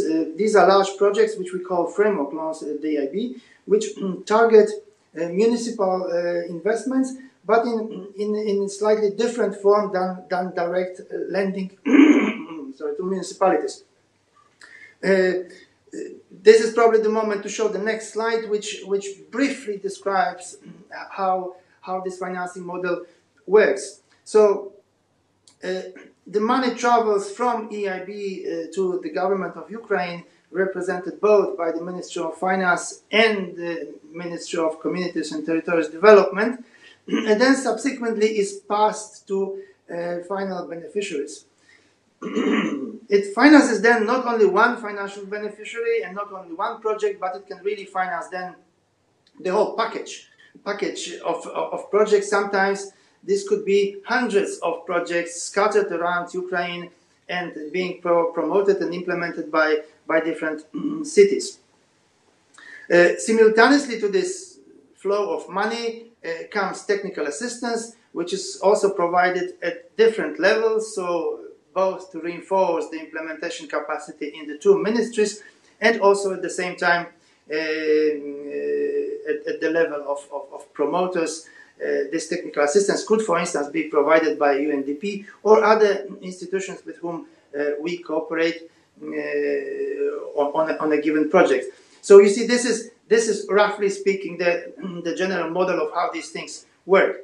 Now, you probably see and notice one feature of this structure. It is a rather complex one, and one has to admit, yes, it is not an easy model. Actually, each arrow that you see, each link which connects those boxes that represent institutions, needs to be properly backed by financial arrangements, by contracts. So it takes time. The ramp-up period for such a project is not short. We have to admit it. It is a complex project. However, once this is done, it can really be replicated for further projects of the same type, and then we can really take advantage of all the benefits of this structure. So once this is put in place, it becomes really a very useful financing mechanism. The benefits of this are such that through this model we can finance really small municipalities who are down there in this box at the low end of the slide. So we don't need to restrict to those big ones, but we can really distribute it to smaller municipalities. Also, there are obviously synergies because we finance hundreds of projects. So, for instance, technical assistance can be provided to all of them under one umbrella, which comes with a lot of benefits. And of course, impact of such project is big because the amount of a loan is huge. It runs into hundreds of millions, and hundreds of projects are done kind of simultaneously in different parts of the country. So the overall impact is visible. So overall, I think this complexity of the structure actually, it's worth overcoming in view of those benefits. There are three projects that I would like to present to you today very briefly. I will leave the presentation with you. I will not discuss all of the elements of this presentation with you. I'll just point out to some key elements of these projects. The three projects that I would like to present to you are Ukraine Municipal Infrastructure Program. That's number one. Number two is Ukraine Public Building Energy Efficiency. And number three is Ukraine Recovery Program. So we are now starting from the first one. Its English name is Ukraine Municipal Infrastructure Program. It's an old one. It's actually an example of a very long ramp-up period. We all learned this structure based on this program. It was signed in 2015. Until now, about 250 million have been allocated of underlying projects have been allocated to this program. That means that we still have 150 million left for municipalities to come to us and present their projects. These projects should represent such sectors as you see on the slide. So it's district heating, energy efficiency, street lighting, municipal lighting, solid waste and water supply and wastewater. As I say, this is a program which has been on the table for a long time. You have a website reference down in the presentation to which you can get all the details of this program. We hope that will be successfully completed around 2022, but primarily it is a source of a lot of knowledge for us of how to implement similar programs faster. Next slide, please. So, speaking about faster implementation, here we have a project which was signed last year. It concerns energy efficiency in public buildings, 300 million, so substantial amount. The aim of this program is to finance projects which include comprehensive energy efficient rehabilitation of public buildings such as kindergartens, schools, healthcare buildings, and so on. Of course, the program is associated with the technical assistance support financed by E5P. That's a fund that we use for it, managed by EBRD.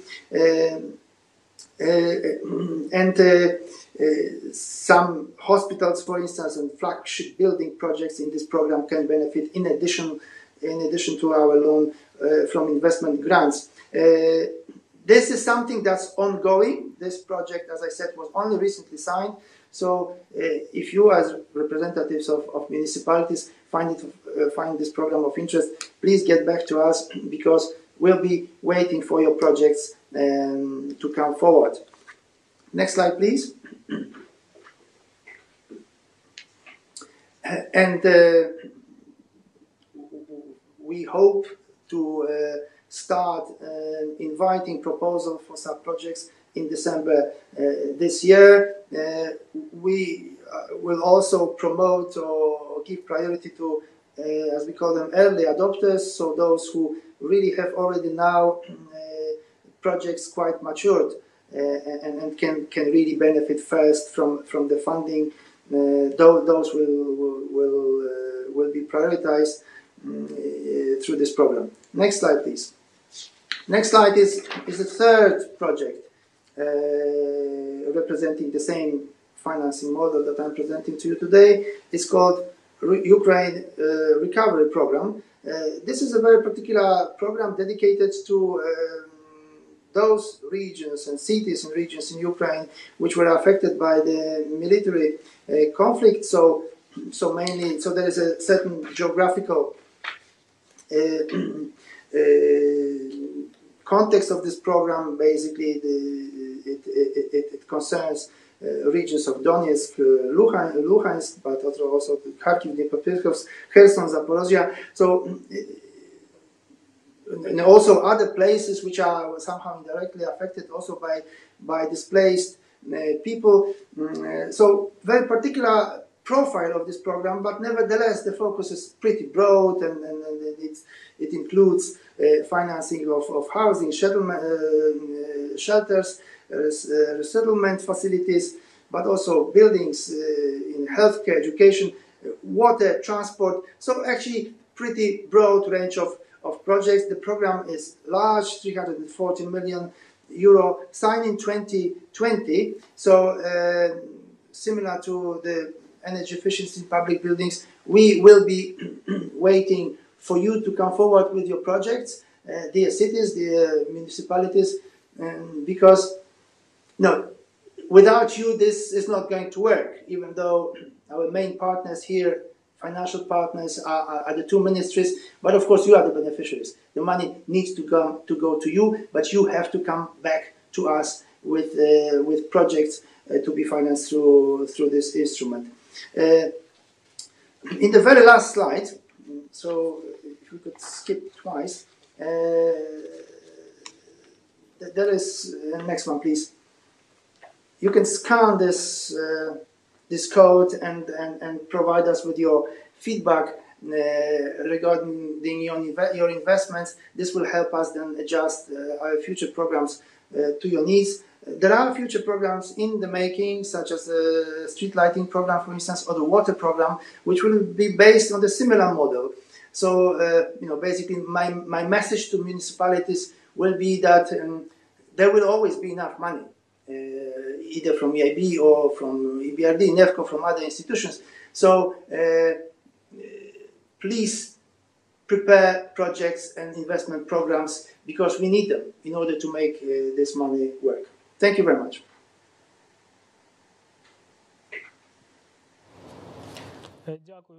Thank you, Mr. Rafal. I would like now to give the floor to Ms. Yulia Shevchuk, who is the head of the representation of SN Ukraine of the Northern Environmental Financial Corporation, NEFCO. Yulia, the floor is yours. Thank you, Igor. Thank you, all the presentees. It's so pleasant for me to take part in such a high-scale event. It's pleasant to see our partners here. And really, we have got lots of success cases in the places. I think that both us and the colleagues from the international financial organizations have an honor to collect those success cases, because the majority of them are done together with the funding, international funding, I mean. NEFCO is maybe the smallest institution among my previous partners, but we have our own peculiarity, and it will be very pleasant for me to tell about it. So we are working mostly at the local level, that is for the local guarantees or the local direct loans. And 100% of our funding is focused on the projects on environmental protection and fights against climate change, including energy efficiency. Energy efficiency is the very important part of our sphere in Ukraine, our activity. Our peculiarity is that almost half of our portfolio are the implemented projects, and altogether we've got a very powerful practical experience of project implementation, as our partners are more than 100 cities of Ukraine, and we have more than 200 projects in Ukraine.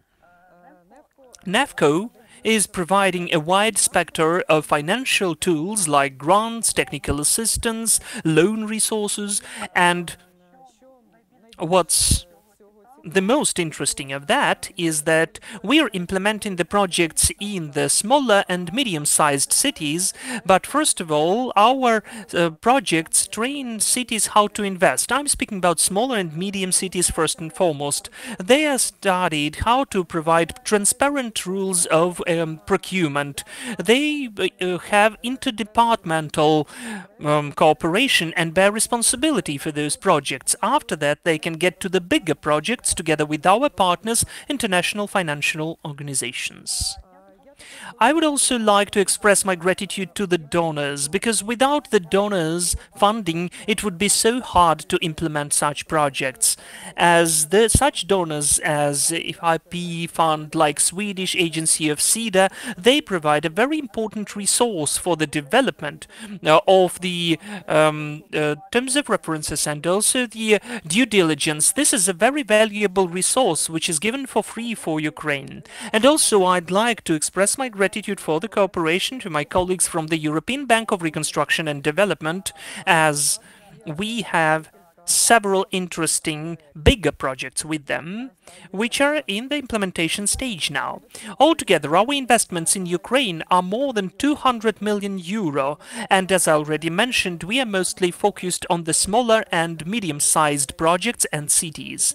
I would like to say about one of the most substantial spheres of work, that is energy efficiency in the premises of budget sphere.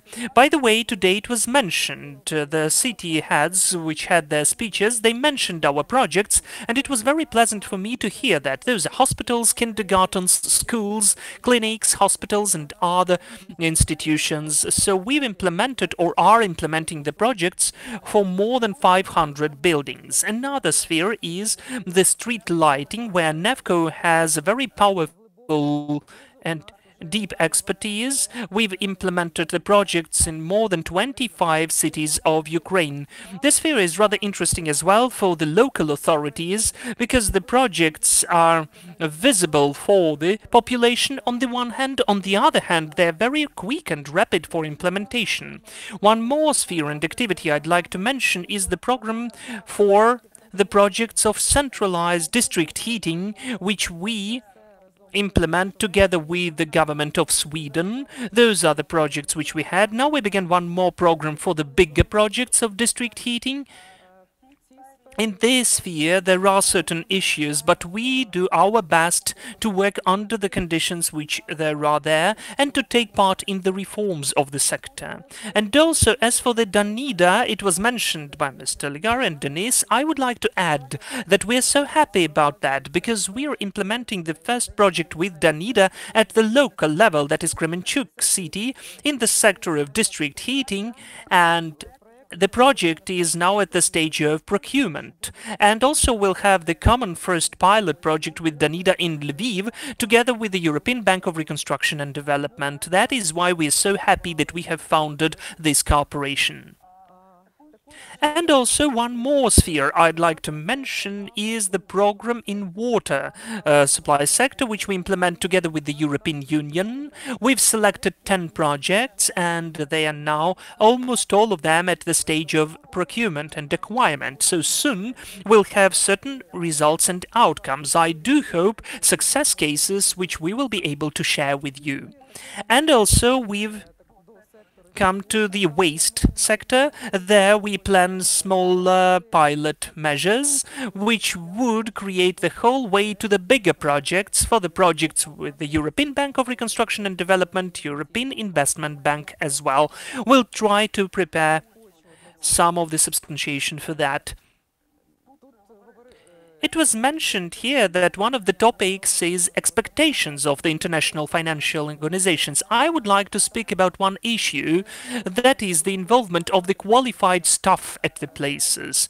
Here we have the conference with the city heads and experienced people who are celebrities themselves, who have some success cases, but unfortunately it's a big issue, the staff in the majority of the cities, because whatever we involve of the international technical assistants, consultants or anyone, it's impossible to do without the team of the city, at least a person who would be an energy expert and would work properly and who would have the sparkles in his eyes or her eyes and to implement the project. Then it would be possible. Also, I'd like to add that we have some expectations and hopes for the Ukrainian banks who will take the financing model according to our example. They are rather active in this sector already, but we'd like them to add some expertise in the assessment of the environmental parameters of the projects, monitoring of the projects, procurement, and then we will have a bigger package of funding which is really necessary for the cities of Ukraine. Thank you for your attention. I will be ready to answer the questions.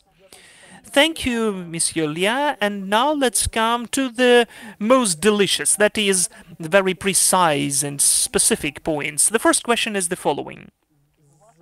Out of your speeches, we can understand more or less, and out of my experience, that the bigger cities are presented well in the work with international financial organizations. But as for the smaller and medium-sized municipalities, they are not that well presented. So I have the following question. What are the criteria, according to which criteria do you assess the capabilities of the smaller or medium-sized city, or would you assess the capabilities to take a decision about the allocation or support of the project and a certain municipality? So please, Mr. Denis, the floor is yours first. Thank you for the question. That's a very relevant question, in fact. From the perspective of what's our approach for the assessment, in fact we have the same assessment of the municipalities of the financial capabilities as the international ranking agencies do. We assess the real financial capability of the city basing upon the financial outcomes, operational outcomes, that is operational revenue of the city, and the ratio of the indebtment to the operational revenue, maybe the ratio of the loans and the profits. And also we have a separate set of questions, how our colleagues from the Ministry of Finance assess that. Because as you know, in the projects which need some guarantee or direct funding, in those projects you need to have approval of the Ministry of Finance. I think all of the colleagues know that. So the Ministry of Finance is focused upon the requirements of the budget code, which witnesses that the restriction for the direct indebtment is 200% of the development budget. Now we can see that this is the real restriction from the perspective of the Ukrainian legislation and from the perspective of the real loan capacity for smaller cities. So really, if we speak about the direct funding or the funding for the city guarantee, it is focused today for the medium-sized and bigger cities. That is why we have all the medium-sized and bigger cities working with us, and we look at some smaller ones, but it's very hard. Dear colleagues from the European Investment Bank have already mentioned about one of the ways, that is the framework program for the state guarantee, within which you can create both small and big projects. And we support the idea that in those bigger framework programs for the projects which do not require some of the bigger scale investments, we can go through the smaller cities with the projects which wouldn't be that easy to implement in a separate municipality. So it's a very relevant idea. We sincerely support our colleagues from the European Investment Bank in this sphere. From our behalf, our activity with the municipality as of today is more focused, as the NEFCO does, for the direct funding of municipalities or funding with city guarantee. Out of 36 projects I've mentioned, 34 are the projects with the city guarantee or the direct loans for the municipalities. And only 2 projects, that is the reconstruction of underground and expansion of underground in Kharkiv and Dnipro cities, are for the sovereign guarantee. And with both those projects, we cooperate with the European Investment Bank, because those are the bigger projects which the cities can do on their own. So coming back to the question about the smaller towns, one of the options is to take and to unite those projects within the big state program, and theoretically big part is played by the ministry then. And the second option available, that since 2018-2019 we have a new opportunity to fund at the region level, oblast level, which allows the region either to attract the direct loans or theoretically to get the funding with the region guarantee within the budget code, which needs to be approved by the Ministry of Finance, and within the region as well. You can create a certain region project which will allow you to cover, for instance, to create some water filtering stations and to assist, to help, I would say, to some number of smaller towns, or to create a project on district water supply which would be common for the whole region. And again, the ministry can play a coordination role, and the Ministry of Regional Development as well, and Ministry of Environmental Issues as well. Those are the 2 important spheres for smaller towns, because to speak about the bigger projects just looking at the capacity of the smaller city is too complicated. I would ask my colleagues from EIB and NEFCO to comment, please, how they see that. Rafael, please, the floor is yours then. I will repeat the question then. What, in your opinion, are the criteria and requirements for the smaller and medium-sized municipalities for your organization to say that they are really capable and ready to implement a certain project? Thank you very much, Deputy Minister. Very relevant question. The problem with international financial institutions, well, the problem and the benefit is that they are big. Big international institutions indeed have structural difficulties reaching out to smaller clients, such as small municipalities. So there's no doubt about it that this is kind of a weakness. I presented today 3 programs, and I discussed the model which allows for doing it by packaging those small projects and finding one partner, such as Ministry of Communities and Territories Development, that will act as an intermediary that channels our money to all those beneficiaries. We as EIB have no capacity to reach out to dozens and dozens of smaller municipalities. So we have to look for alternative solutions. Perhaps in the future we could also do the same through commercial banks. One can imagine the structure where those commercial banks will play the role of distributors to smaller municipalities. But yes, the truth is that in such a case, packaging will be needed. Some kind of intermediator who has access, better penetration locally would be needed, and that's the case especially for EIB. As you know, this is kind of how we operate. I'll give you also an example from a country that I know very well, which is Poland, where again we've been doing for many years municipal financing. Over there, the threshold is 100,000 population, so we can finance cities up not smaller than 1,000 people. So middle cities below that, someone. As to the criteria, it is not exactly that smaller cities are more risky, because even though they have smaller budgets, but also they usually have smaller investment needs. So I would agree with EBRD that actually the methodology of assessing a large city or small city is pretty much similar. Here, the key thing is that larger cities, all of the cities require a very stable financial framework, and in the situation where this financial framework is not so easy to predict going forward for 20, 25, 30 years, then obviously the preference in credit risk terms is for bigger cities, because then every bank would assume that even if something goes wrong, there will be a support coming. Let's say a capital city. Obviously, the capital city is always the safest, best bet, because even in a time of trouble, the governments usually have a tendency all over the world to save the capital city, whereas a smaller city may be left alone or almost alone with the trouble. So I think they are a little bit more volatile in difficult times, smaller cities. That's why I think it is generally very important to establish a robust financial framework for all the cities, all the municipalities in every country. This clearly creates a more safer territory for the banks, such as EIB, to go down, or I should say up the risk scale, to reach out for a little bit smaller cities. Thank you.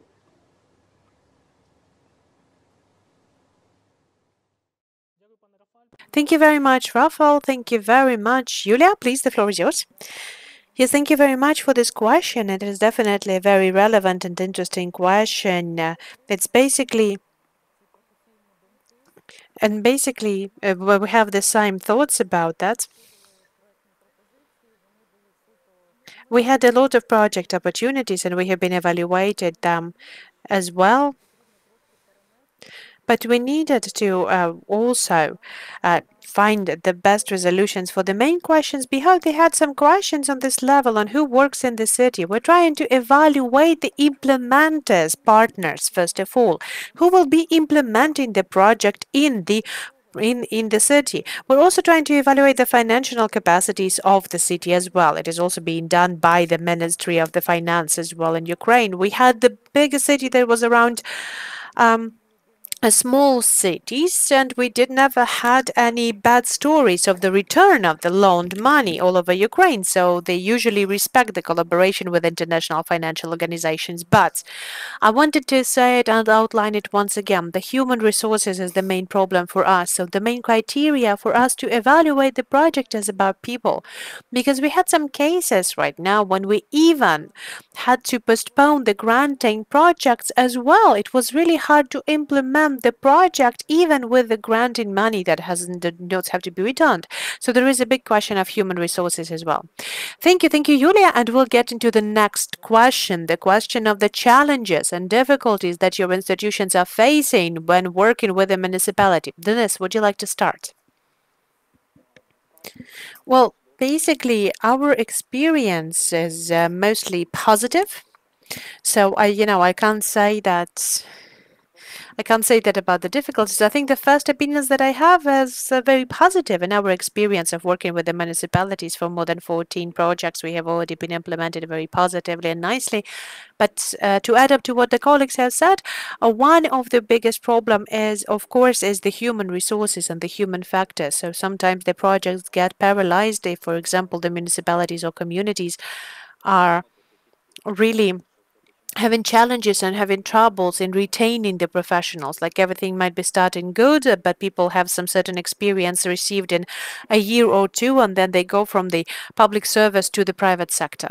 So in one hand, it is very good. On the other hand, it creates the additional difficulties for the implementation of the project. So we do believe that there is also needed for the institutional support. It gives the opportunity for the municipalities not only to develop this project, but to support them in the overall implementations.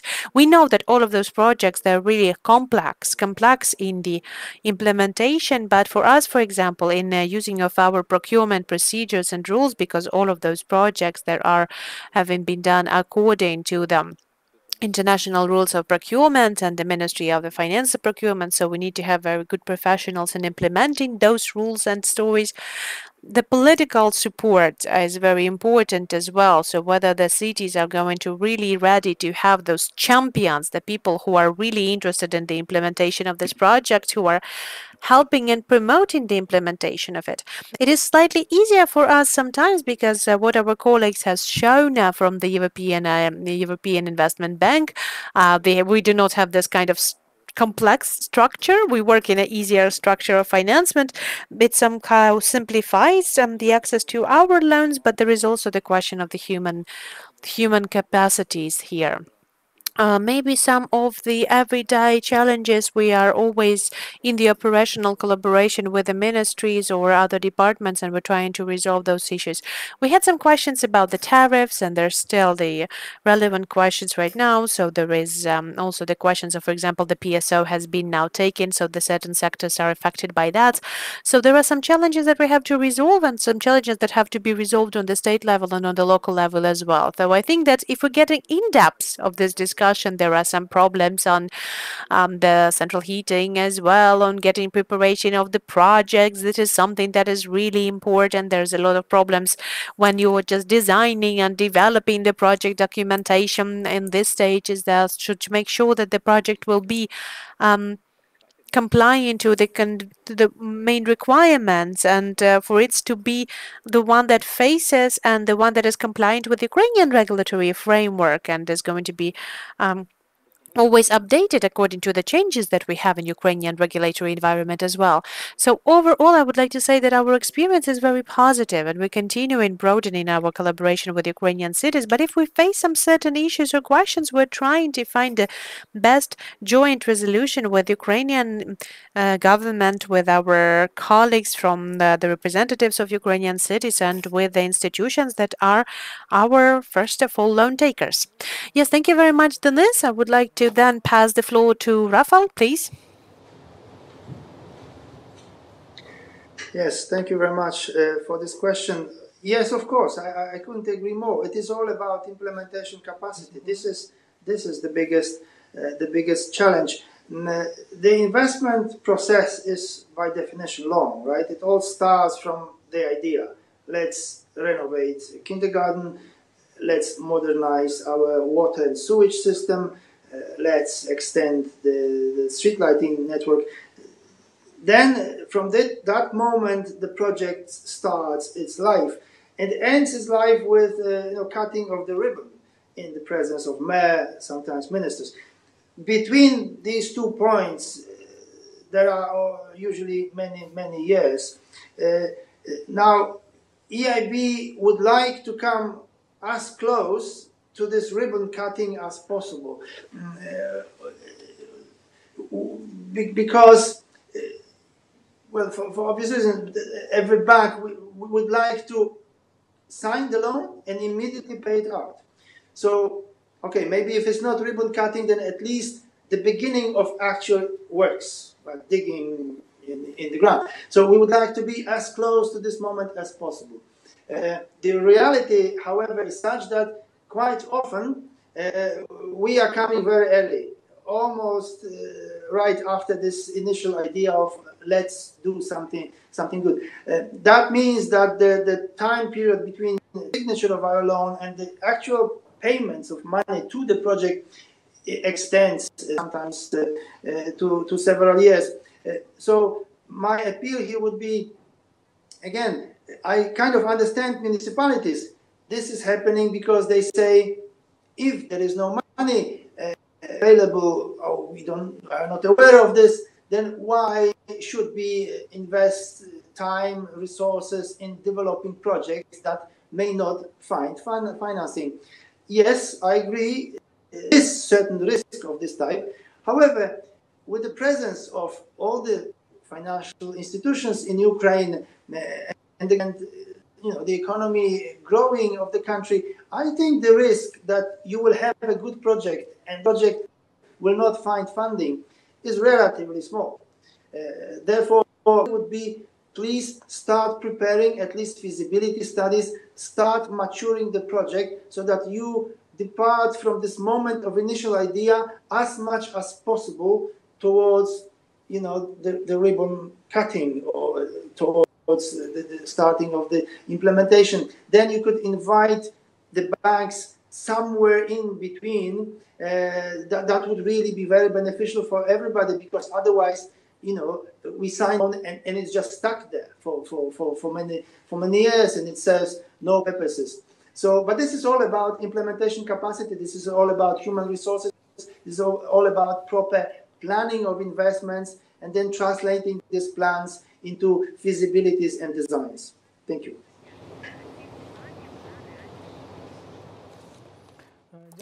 Yes, thank you. Thank you very much, Rafael. Thank you very much. Julia, please, the floor is yours.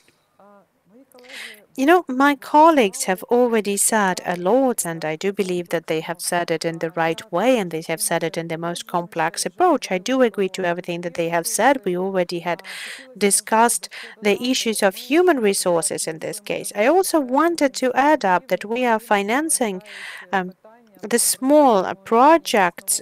We always have some issues of some state new regulations, and figuring out these questions there always takes us a lot of time. We cannot keep on moving further on without the resolutions of these issues. And maybe what we lack here is the state support or some kind of services that will help us to work with the international community as well. We have a lot of, for example, examining bodies and monitoring bodies, but we would be really like to have an institution that would support the project in a more amicable way, but not the inspection. So I think that's all from my colleagues.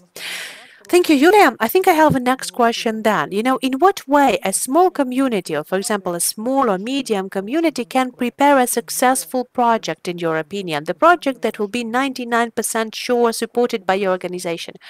Please, who would like to start with that? Dennis, would you like to start? Yes, thank you very much for this question as well. So I think that there's going to be a different approach than the colleagues from the European Investment Bank have, because we have a slightly different model. We're working slightly closer to people. We're working directly with the cities. We're working directly with the municipal enterprises. And I think that it's going to be the easiest thing for us if the specific community and this specific municipal facility, when they know that there's going to be some project coming up, for example, for the heating renovation, for them to be planning all of that for themselves, first of all, and they're building the concept in one page or 2 pages. At this stage, you don't have to work on the specific project or for the feasibility studies and keep on moving further on. But based on the concept, based on the clearer understanding of the financial situation of the city, and I think that, yes, you will be able to receive the financing that is needed for you. And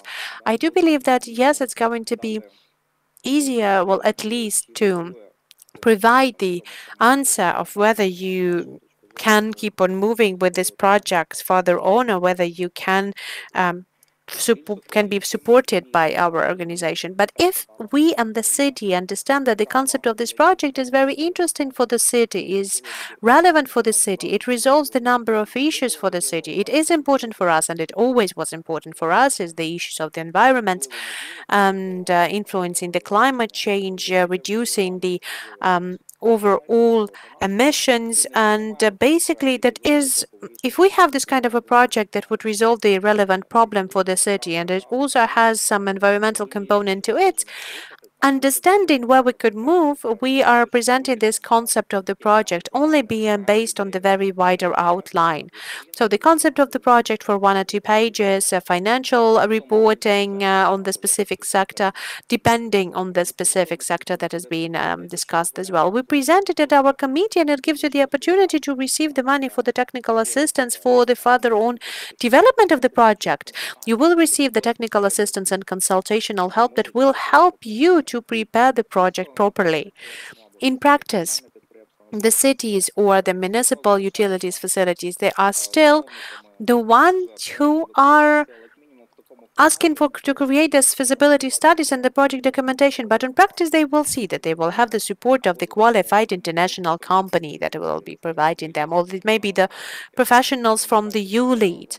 They see how the project works, they see whether it complies to our requirements and to the international standards, and based on that they're already developing the technical documentations and the feasibility studies for the project. We have seen this multiple times, and I'm sure my colleagues have seen it multiple times. You have always seen that basically that people usually do something, put it on the shelf, they got back in a couple of years, then I updated it again and put it back on the shelf. It sometimes happens. So in this format, from our point of view, it's much easier when the cities, they have a clearer understanding how you can deal with this project further on. That would be much better to get moving on further after that, to get the tenders prepared and the physical implementation after that when you have had your idea evaluated on the earlier stage. This is one format of our collaboration. The other format of collaboration is based on your understanding, prepare the feasibility studies, and based on the feasibility studies you already work out in the big framework programs. It's a slightly different program, but both of the formats of work, they have great opportunities, they have a place to be. For us it is much better to take a look at the basic concept and just evaluate it straight away. Will it be interesting for us or no? Thank you, Denis. Rafal, please, we would like to pass the floor to you. You'll just have 1 minute because we're out of schedule already, please. Okay, I just want to say that I agree. It is actually not so difficult. It is easier than one could have thought. Our experience from various countries in Europe and outside is that EIB, even though being a very big international financial institution, we do finance municipalities which have never had previous contacts with any IFIs. Even with commercial banks, not so much. So it is not that difficult. I think the principle to follow is to answer 3 main questions. What is it that I'm going to do? Why am I going to do it? And how? In terms of what, the eligibilities, as we call it, are very broad. Actually, almost anything that municipalities do qualify for EIB financing. An important question is why. Why are you doing this? You have to have a plan in place. You have to have priorities right in order to do this. And then how, here the sub-questions are how in terms of environment and how in terms of procurement. Environment, obvious reasons, procurement needs to be really transparent and well run. Once a municipality can answer these 3 questions, that should not be difficult to obtain financing. There will always be out there a financial instrument that will finance a good project. Thank you. Thank you, Rafal. Yulia, please, the floor is yours. Yes, I would like to add up to what my colleagues have said. I do believe that it is important for us not to forget about the strategical documents on the city level, so that the projects were of high priority for the city, because when the city mayor or the team are coming up for a certain time, they usually choose the most obvious things, but not the big infrastructural projects that will result in better savings. So this is a problem that is currently seen in Ukraine. We need to follow this strategy. Thank you, Yulia. Thank you very much. I would like to sum up our today's panel discussion. And first of all, I would like to thank to all of the international financial organizations that are working in Ukraine for providing us with the access to the financial resources and for building up the opportunities for the communities and municipalities to participate in that and to make our country more capable. Thank you very much for your participation. And I do hope that our colleagues and the people representing the communities they will be inspired by our today's conversation, and they will start the preparations of their project office as well, with the support of ULEAD.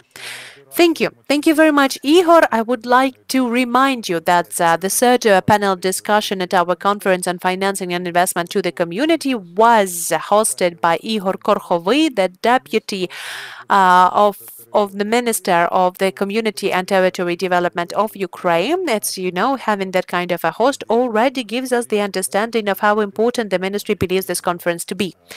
And all of those issues that we're currently discussing are definitely important for the ministry. Well, we have finalized the 3 panel discussions in the conference, and the basic logics of our agenda gives us the understanding that it's high time for us to draw some conclusions in the conference. And very soon we're going to change the overall landscape of our studio. And just in our final wrapping up session will be including the Andrei Horvat, the deputy of the head of the ULEAD with Europe program from the side of the GIZ, and Mr. Ivan Lukeria, the deputy minister of regional development from the Ministry of the Territory and Community Development of Ukraine, who has been one of the first participants in our first panel. Mr. Horvat is already here on the stage. He is already introduced and ready. He was following the discussions all the time very closely, and Mr. Lukeria, I do hope he's joined us already as well. Are we in touch with Mr. Lukeria? Oh, I can see him. Hello, perfect, Mr. Lukeria. He is also doesn't lose the opportunity to share his thoughts. So, what did I hear when I moderated this conference, one of the panel discussions, and I was listening to the others? Yes, there are some opportunities. The opportunities exist, and for their implementation, those opportunities are given by ULEAD program in particular, with the participants of 6 countries, the EU countries, and what we lack sometimes is just the qualified staff at the places, in the communities, in hromadas.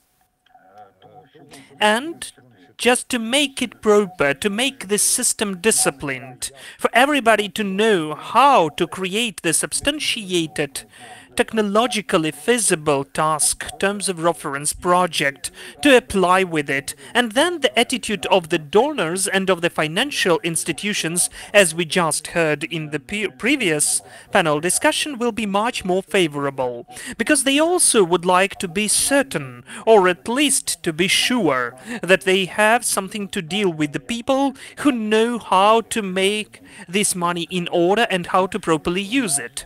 So, now we have an opportunity to listen to the conclusions of the leading experts in this sphere. The first is the floor for Mr. Ivan Lukeria. Mr. Lukeria, not more than 10 minutes, please, for the conclusions of your impressions from today's conference, and, of course, some of the drafts for the future. Hello, thank you, Andriy, as always, for such a huge professionalism in the moderation. I was happy to take part in the conference where you are the moderator in any conference, but as there were lots of words of gratitude today uttered, but these words are for the team of ULEAD, totally. So, unfortunately, I didn't have an opportunity to be present at the whole conference, but still, considering the agenda, you had the representatives of communities and hromadas, which undoubtedly we can name successful ones, and which show just fantastic outcomes. They implement incredible projects, and like Starobilsk, Trostianetsk, and even village of Vysoke, who implement the projects on their territories. Well, of course, they had a very long way, more than a year, to achieve that, but as of today, they show incredible success. And as for me, looking at them from the side, what really becomes such a success element of those communities? First of all, is the leadership. The leadership at the level of the head of the community, the level of the head, the mayor, and of the city head who forms that The responsibility which begins since the moment of the local elections on the outcomes of those elections, it is also, this responsibility is on the voters and on the citizens, but the next day it is on the shoulders of the winner of the elections. And where we have this leadership, we can see incredible results. But where there is no leadership like this, unfortunately, we can blame for anyone. We can delegate responsibility, but it will never cancel the fact that we are just trying to get rid of responsibility. The second element of success is that the staff or the personnel or the people or the institutions within the local self-governance authorities or independent external institutions which would help to prepare those projects. We are trying to solve this issue through the creation of the agencies of regional development, which will become the platform within each of the regions, a consultation center for the local self-governance authorities to prepare high-quality projects. The agencies of regional development will become the platform for uniting the efforts, combining the efforts of local self-governance, regional authorities, of executive branch and region councils and international partners and some of the institutions which are working at the central level, some investment agencies of the central level who have to work in the regions. So as of today, we have really, in half of the regions, we have the structure functioning. Our strategic aim during this year and the next year to create 24 really functioning centers with the involvement of communities of the regional and central levels. The third element is the strategic planning. I will emphasize on that permanently. We shouldn't search for answers for the questions ad hoc. We need to have a very precise, understandable strategy of our development at the level of our community and of the region and at the state level. This is the document where we can find lots of answers for the questions where we are moving to, what our priorities are, what our priority projects are, how we can attract funding. So the state funds which are opened is just one of the list of sources which the community can use at their territory. As of today, those resources are very substantial. And the fourth element of success, which I'd like to mention separately, is trust or cooperation, both horizontal and vertical. Cooperation of the communities with the regional authorities and cooperation of the communities at the horizontal level. Well, of course, there are lots of self-sufficient communities and bigger cities which have more than 100,000 population, but they are only 35 in Ukraine out of 1,400 newly created communities. So the communities which are interacting with each other, they have much higher potential to attract resource of the state budget and local budgets and external budgets, of course. I know that also the initiative which is implemented by You Lead with Europe project. This is the project through the municipal cooperation, and this is the proper way to do it, when the community will cooperate with each other and they will create the complex projects with the development program and will implement it in the cooperation with several other subjects, and only in this way they can solve it in some global level from the perspective of the state. At the level of the strategic documents we have defined, we have a very precise strategy of regional development, a very specific KPI plan of actions on the implementation of this strategy. As of today, we are working to approve certain regional development programs, which means that a separate approach will be used for some territories. For rural areas, there will be one approach, for the regional, a different one. For the stronger communities, we'll have the third approach. And this is how we'll implement investments considering certain types of territories which will unite and combine dozens of communities and sometimes a separate region, like Carpathians, for instance. This team is in 4 regions. They have similar challenges and similar solutions for those challenges and obstacles they need to overcome, including the participants and role of the government and the state in their development. These are the key 4 points I'd like to mention, and I'd like to conclude with appealing for the communities. Please stick to them, comply with them, because having those 4 elements, I am sure that all of the communities after that will be able to take part in the panel discussion number 2 and present successful practices of funding of local investment projects of communities in Ukraine. Thank you so much, Mr. Ivan. Such an attention and precision from the Deputy Minister witnesses that your lead program really is expected a lot from, and the hopes, our expectations are very high, and they are mostly working because, moreover, they initiate those hopes, as Mr. Lukeria has mentioned one of the projects. Let's listen to the conclusions from Mr. Andrei Howard, please. Thank you very much. I have to take it out in order to not listen to myself. Good.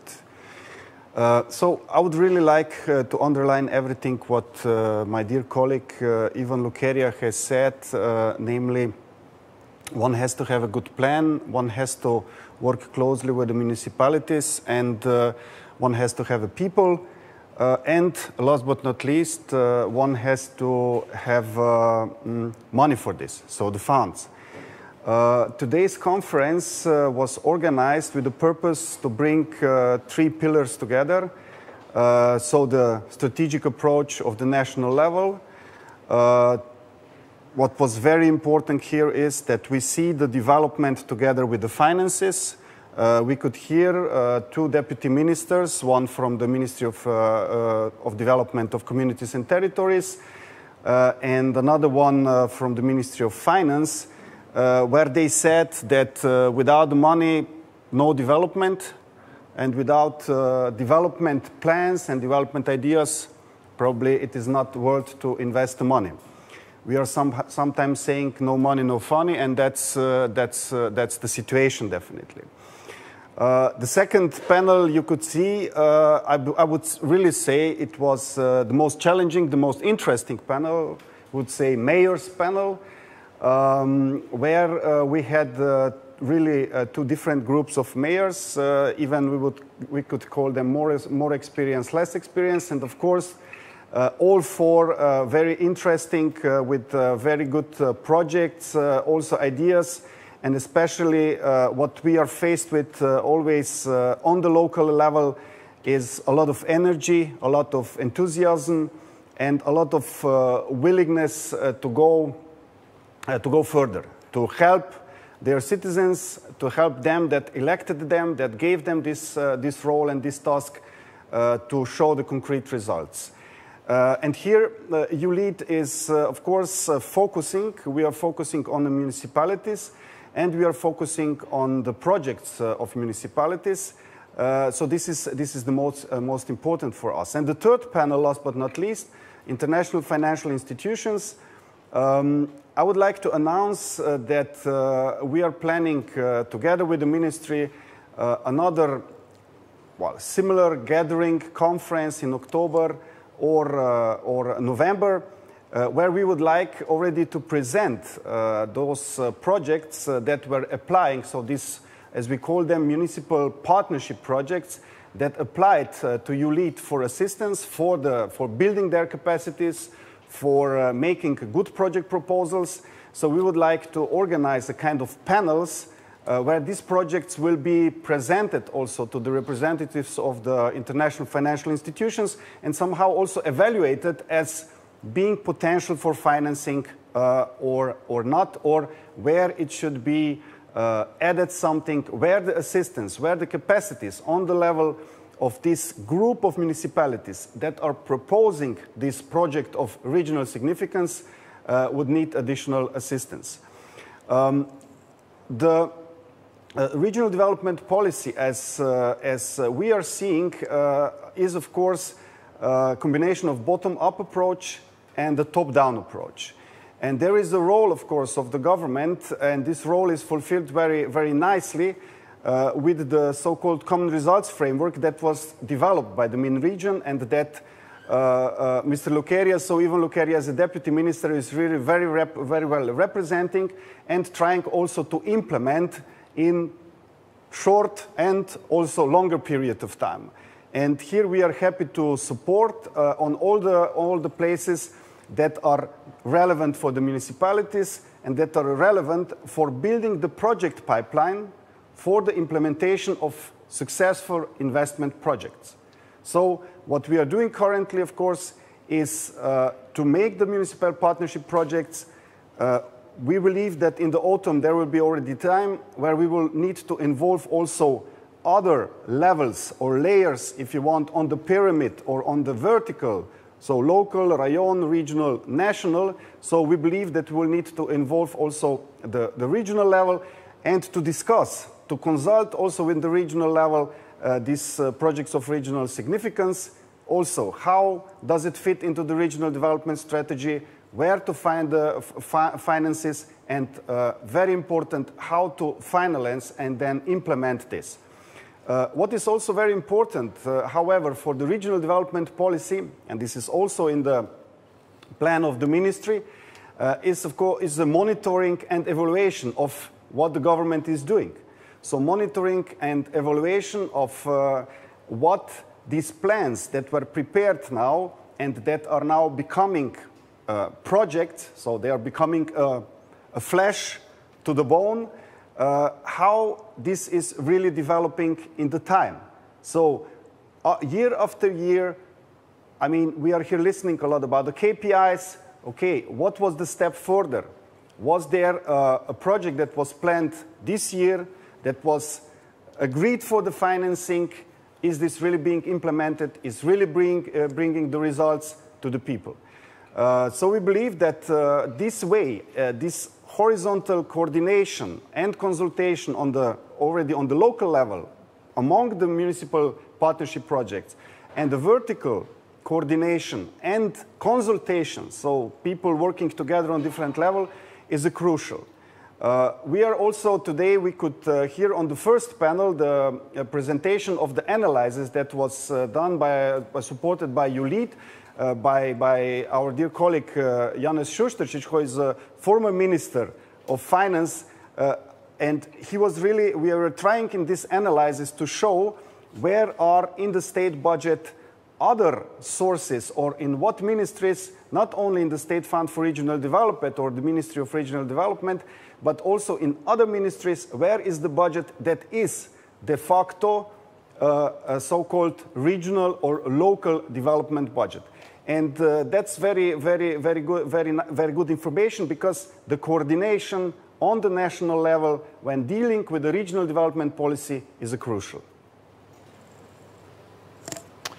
So we heard Mr. Andrei Horvat, one of those people who provide the sustainability and stability in the cooperation of Ukraine with various international organizations, in particular with the program of ULEAD. Today we've spoke a lot about the current situation, and I will repeat that the current situation means that it is, in fact, in its current, it's flowing and changing. And when Mr. Horvat is speaking about the district or regional level, maybe soon those territorial communities will be creating such a situation that the district level won't exist anymore. But both ULEAD and ministries and other stakeholders can not only adjust themselves to the circumstances, but they can adjust circumstances for the needs of their work.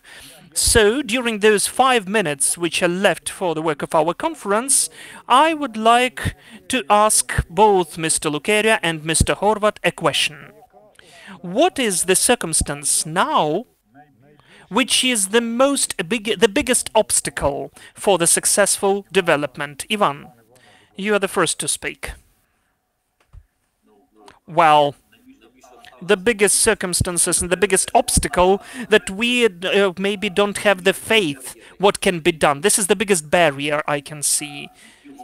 Some of the city heads who still believe that the projects will be implemented and they are achieving them during several years, they can find support and implement them.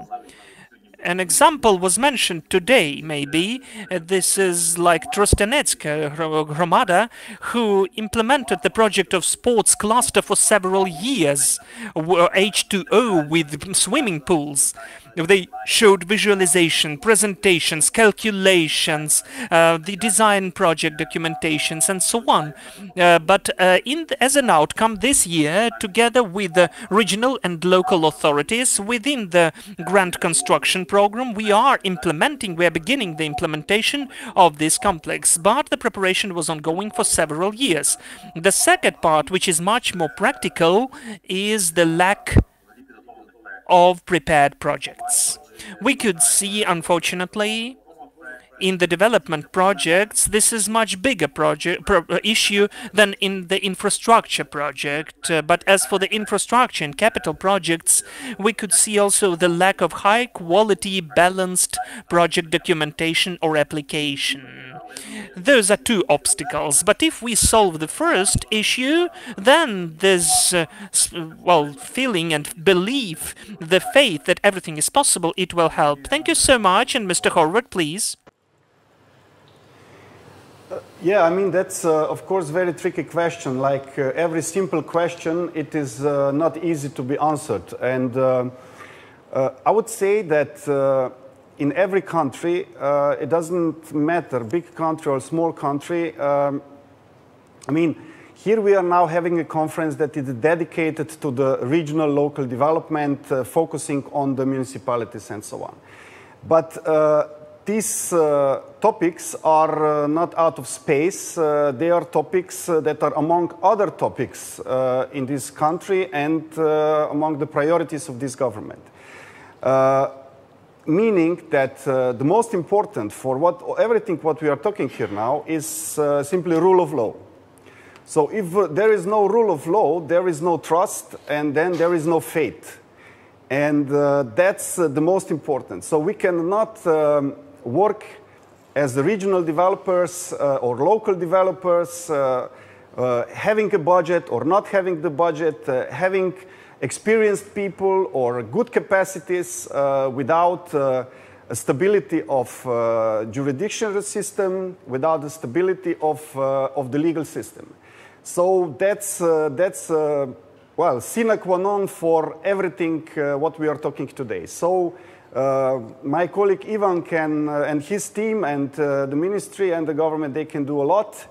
But if there is no precondition that people on the local level, the mayors, are trusting that there will be a multi-annual approach of financing of a project, that this will really function, so that they can plan projects, because these relatively bigger investment projects, public investment projects, are not just of 1 year or 2 years, but sometimes 5 years and more. That if there is no stability, then there will be no big enthusiasm of the people on the local level to go for it. Ну що ж, як на мене, Андрій Горват дуже вправно підкреслив комплексність проблем. As for me, Mr. Horvat has described the overall complexity of the problems that we should consider when we're discussing the issue of investments for the community. And it also gives us the understanding that in order to succeed for us, we need to have this joint efforts and cooperation. That is something that ULEAD outlines as well, and what is, in my impression, has also been outlined by the Ministry of the Territory and Communities Development of Ukraine. I have been really listening closely to our today's discussion, have learned a lot. There is a lot of things that I wanted to clarify, and I had this opportunity. And by the way, I do believe it's not just the faith and trust. We also need the knowledge, because the knowledge is always supported by the practical experience. And I do hope that today we have witnessed how this practical experience has been shared. The one last thing is that some of the words that might seem counterintuitive, that even though they are the correct, even though they're being used in some specific languages as well. And for example, when I have seen that those efforts that ULEAD has been investing into the projects, that ministry is investing into the projects, that are all happening in the decentralizations, when we felt that there are this final beneficiaries, this is something that I don't like, because final beneficiaries, they're there's no final beneficiary because you're sharing this experience from the regional authorities, from the local authorities to the thousands and hundreds of thousands of people who live in those territories. So what do we mean by final beneficiaries? We have heard that ULEAD is going to call out the next conference, so I do believe there is no that kind of end beneficiary. So, ladies and gentlemen, we have drawn our conclusions, and now I think that both of you have this 20 seconds to wish everyone a good day. Ivan Luketa, we'll start with you. You know, this is not the first meetings that we had, and I'm sure that it's not the final meeting for us today, and I'd like to wish everyone all the best. Thank you. Andrei Horvats, the final words for you, and I just wanted to mention that today ULEAD with Europe were also the hosts of this conference. Yes, I would like to thank especially to the Ministry of Territories and Communities Development and to all the colleagues that were working with us on the preparation of this conference. This showed that it is possible for the joint work. It is not just donors and the main partner or participants, so it is possible really to work on the face-to-face. And thank you very much to all the speakers. Yes, it is a wave in front of us, and I'm happy to ULEAD to say that we are part of this wave. Thank you very much. Thank you very much for everyone who has been with us today, who has been watching with us. We're really grateful to our tremendous team that supported us with the streaming for today. Thank you very much for providing this streaming that shared this experience of this conference. 6 o'clock, it says the end of our conference. Goodbye.